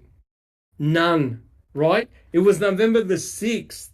So they just took some pictures, random pictures around the burn pit. Ken Kratz wants you to... Huh? I say no fucking way. Correct. And what is telling was that they spoke, I think it was Sturtevant. What did you see on that ash pile? I saw a pile of bones in the middle. Correct me if I'm wrong, guys. I don't see one fucking bone in that burn pile, in that burn pit at all. None. Nope. None. They saw a vertebrae. They saw skull fragments. They saw everything. I don't see a damn thing. And to make matters worse, have a look at Bear. Is he jumping up and down? Is he excited? Is he angry? Nope. And okay, it's only a still. But there's an exit video done on November the 6th. Remember the investigators that went in and they videotaped the entire salvage yard? They went into Stephen's house and came out of Stephen's house and the garage, and Bear just walked past in the background, totally ignored them. Didn't give a shit. Didn't give a shit. They even did a video of the burn pit, and not one of them said, "Do you smell that? Is that rather odd?" Look at Bear's tail. That tells you right there his demeanor. Yeah. Down. That's what. Down. Yep. That's what I was just going to say, Susan. Sorry, Doc. That's what I was just going to say, Susan. I mean, that 40 bear who's supposed to be vicious and everything like that they couldn't get anywhere near the burn pit. It's like he's looking at them as if to say, "What the fuck are you looking at, mate?" You know what I mean? I'm going to bite you if you come anywhere near me. You know what I mean? It's Maria. Who the fuck are you looking at, pal? Correct. And that's why when Dahan looked at these pictures, and I'm not paraphrasing here, but he would have said, "Are you fucking kidding me? Are you trying to tell me that a human being got cremated to those tiny bone fragments in that? You've got to be joking." And look, it's not much bigger than the dog. It's the size of a small table. And what's telling here, guys, is see that black ash pole down the bottom? That's the bottom of the burn pit. It doesn't go inches and inches down below. That's the bottom of it. The whole thing was just scooped out, probably by a skid steer, and that's where Stephen threw his rubbish and burnt it. And he was burning brush for redont, right? So now the investigators are saying, don't look at these pictures on November the 6th. Don't look at them, because Jack 61 panel, you have now seen the first fucking in situ picture of the burn pit. The first in situ picture. You know why? Because the investigators had no idea what it was and the significance. Yet 2 days later, Jack 61, can we have a look at the next picture?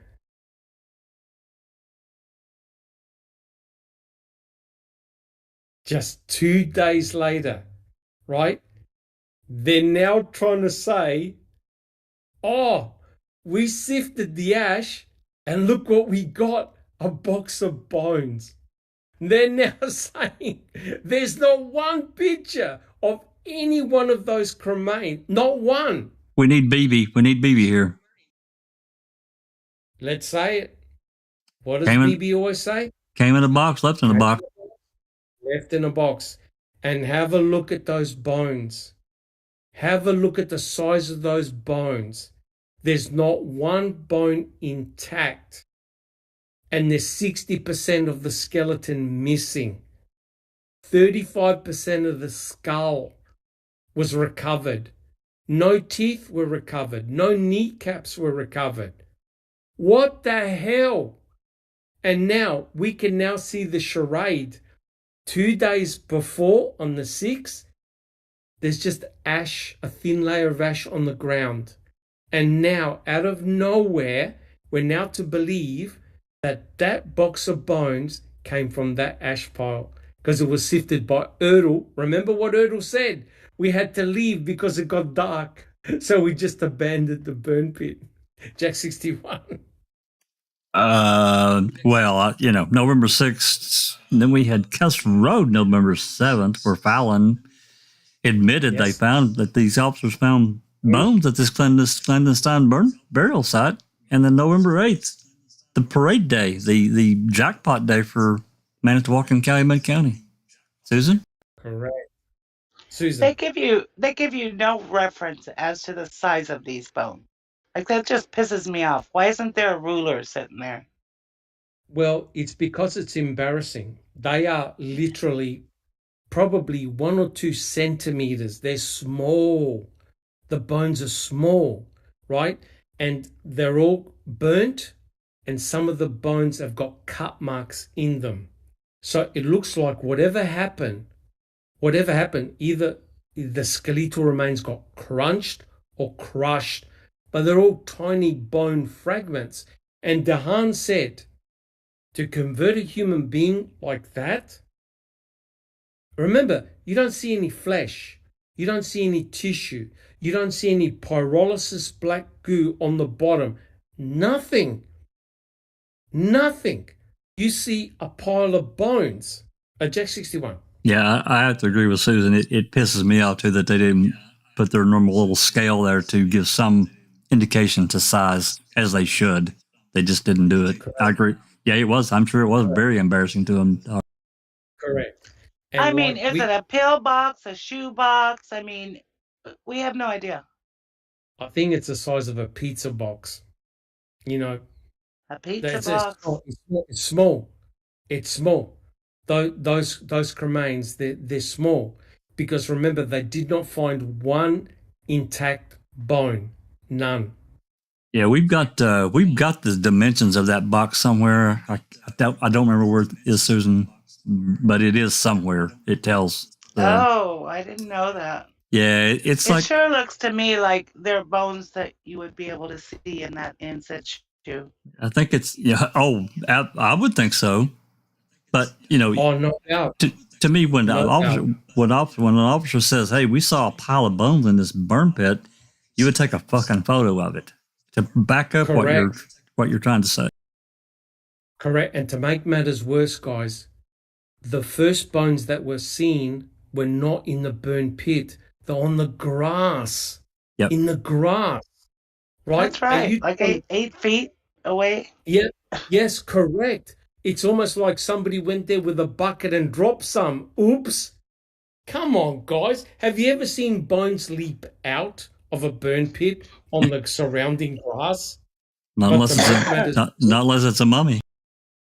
To make matters worse, guys, have you ever seen 4 pieces of skeletal remains jump from a burn pit and end up in yonder burn barrel number 2? Yeah, that too. No. Or some be located, a mile and a half away off of the In the Avery salvage. Manitowoc County gravel pit, Yeah. right? Yeah, and So let's not forget also, Doc, everyone, that remember how excited Civil was to talk to Officer Joust about who went in and what they did at the on the 8th. There was a phone call that we've got that he needed to talk to Joust so they could basically get their story straight. Correct. 100% correct. And that's why, guys, we have spent a lot of time putting up these pictures just to show you. Now, these are our opinions. You form your own opinions. But to me, you can see that this is not right. Something is really bizarre. Brendan Dassey said, remember Jack 61, remember, guys, he held Teresa's feet and Stephen held her shoulders and they put her in whole. That's right. Whole body. Oh, and yet somehow the skeletal remains of Teresa Hallbar, 60% are missing. Some are in a burn barrel and some are in the Manitowoc County gravel pit, and no one can explain what the hell happened and how did her bones all of a sudden get cut marks in them. Yeah, and that's why Chris didn't want to talk about the quarry. He ran from it.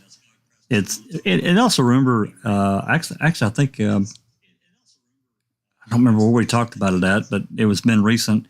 We talked about that email that Kratz sent to Culhane, talk about the CSI effect. So selling a public on a story that, hey, Brendan and Stephen. Brendan says, hey, they put the whole body on the fire and burned her up. A lot of people will believe that. They don't understand the complexity of that whole thing. It won't work.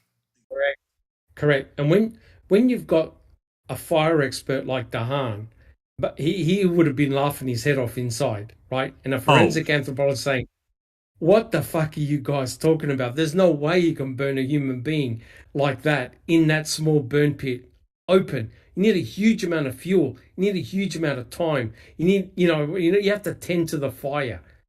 But we'll talk about that later. But look, guys, what I reckon we do, because I reckon we've nearly gone for 3 hours. Is that right, Jack 61? 3.5. Oh my God. I've got to go and have something to eat. I reckon here's a perfect time to stop it because the next couple of slides really talks about the deer. And then we talk about what Deidring said to Bobby Dassey to round it all up. But guys, I hope everyone appreciated the discussion today. I thought it was excellent. And especially if there are new people that don't really understand how all the forensic evidence fits, you can clearly see that there's something funny going on here.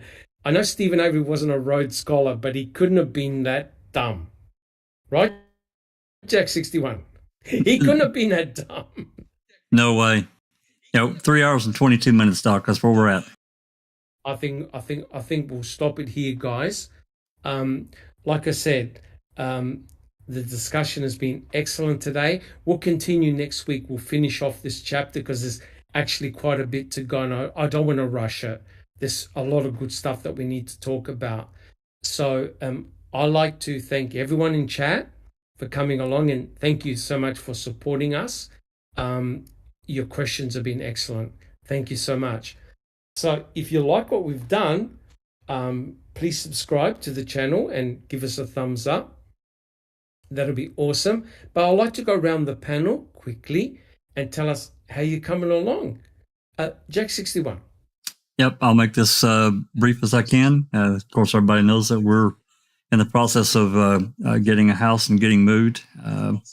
Hopefully that can be done very quickly. I'm still working on the prior FOIA. I don't really have anything to report. I have sent in 2 emails to Calumet County. They have not replied. And that's been, it's been at least 9 business days, if not 10. So I guess Monday I'll be sending another status update request. And yep, that's where I'm at. Hey, thanks everyone in the chat and all the good conversation. Appreciate it. Oh, it's fantastic. Fantastic. Oh, Thank and you very much, Jesse. Oh, But Mike. open mic tomorrow. I about forgot. Yeah, we're gonna dive straight down into Tom Fowler's deposition. I know we've done it before, but we're really gonna go after it this time. With we're smarter now than we were the last time we talked about him. It should be fun. So hopefully, same time tomorrow. Well, actually, it's going to be. We're going to start 15 minutes early, like 4:45 Central. So not much though. So that way we can get the introductions out of the way and get started. Awesome. Thank you very much, Jack61. Alice, how about yourself? Yeah, everything's going great, Doc. Just a quick, Mark Hodderknott in chat says, thanks for all your contributions, everyone. I will send your wishes to Stephen when I see him again next week. Yes, please do, Mark. Send him our love, our wishes, and tell him that we're talking about it every week, trying to push things to help get him out there. Get him out there because it's a bit bloody time the man was home. And everything's good with me, Doc. As I says at the beginning, I was at the protest for Luke on Wednesday. It went great. I've took pictures and videos, so I'm hopefully going to maybe try and do a video at the beginning next week, maybe Monday, Tuesday, something like that. Hopefully, we'll see how things go. Fantastic. Thank you so much, Alice. Much appreciated. Next, I don't recall. I've been working and listening to the podcast, enjoying the open mic and, all the other regular ones. So, yeah, that's what I'm up to. Fantastic. Thank you so much. I don't recall. And thank you so much for getting those documents for us too. Doctor, one more thing I wanted to add. We many people don't know, and I honestly can't say that I did, but Stephen filed a number of civil lawsuits in 2012. And one of them, actually, I asked Cherie because it's a federal lawsuit. She was able to pull all the documents for this federal suit. It's really interesting because it talks about John Byrne. He sued a number of people, basically surrounding the Calumet County Jail case. And so, at some point, we'll get this presented in an open mic and talk about it. It's interesting. But Cherie did that just like I asked for it. Bam! I had it. She's like a wizard. Fantastic. Yeah. I'm telling you, we are very, very fortunate. An incredible team. Fantastic. Thank you so much. Next, we have Susan. How are you coming along? Well, Doc, you've succeeded in getting me pissed off and frustrated one more time with this fucking case. Thanks for that. Good. Oh. Awesome. Anything else, Susan? Oh, I think that'll do it. Yeah, I agree. Thank you so much, Susan. And next we have Just Rhonda. Thanks, Doc. I think things are looking up for me. I'm just getting over I was pretty sick for a couple of weeks, and so I'm just getting over that and still working, amazingly. Yes. And we do Thanksgiving at our house, so I will try to make the open mic tomorrow. I'll do my best. I have my Sunday job that I work, and so I'll get home from that as quick as I can. And if my daughter doesn't have a list of things for me to get started for Thursday's dinner, I can jump on the open mic because I don't want to miss it. As most of you know, I haven't even been doing my own YouTube channel for a couple of months now either. So I'm hoping that in the week or two after Thanksgiving, I'll be able to get back onto my own, to Daniel's case on my channel. And once I get that worked out and ready to go and everything, I'll drop some messages in my different rooms and get back into that. So, but other than that, things are going well. So I just want to wish everybody a happy Thanksgiving if I don't get to pop in tomorrow. And Hope everybody has a wonderful day with their family and loved ones. Fantastic. That's about Thank you it. so much. I Yep. appreciate that. Fantastic. Um, Good to have you back just too. Good to have you back. yeah, just quickly, Doc. Susan, Anthony Hills in chat says, "Give us some crats, Susan." Anthony. Hey, honey.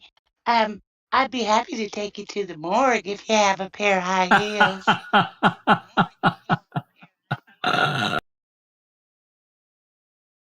That is so, I'm telling you, that is so frightening. I have nightmares of your voice. I have nightmares of your voice. All right. I think Neverly has left, had to leave, but we'll catch up with Neverly sometime. And thanks very much to all the readers. Fantastic. And guys, if you've got any suggestions on how we can improve or change reading with the crew, if you like to see anything different, please let us know. I check all your comments and I try and answer your questions as quickly as I possibly can. But it's really been, the book so far has really been an eye-opener for both myself and everybody on the panel. It's amazing how you learn new things. And what we're trying to do is to bring everything together, fit everything together, so you can see the bigger picture of what took place. All right, then. Again, guys, thank you so much in chat. If you enjoyed our podcast, please subscribe and give us a thumbs up. If not, guys, we will see you all next week. Thank you so much. This has been a Foul Play production.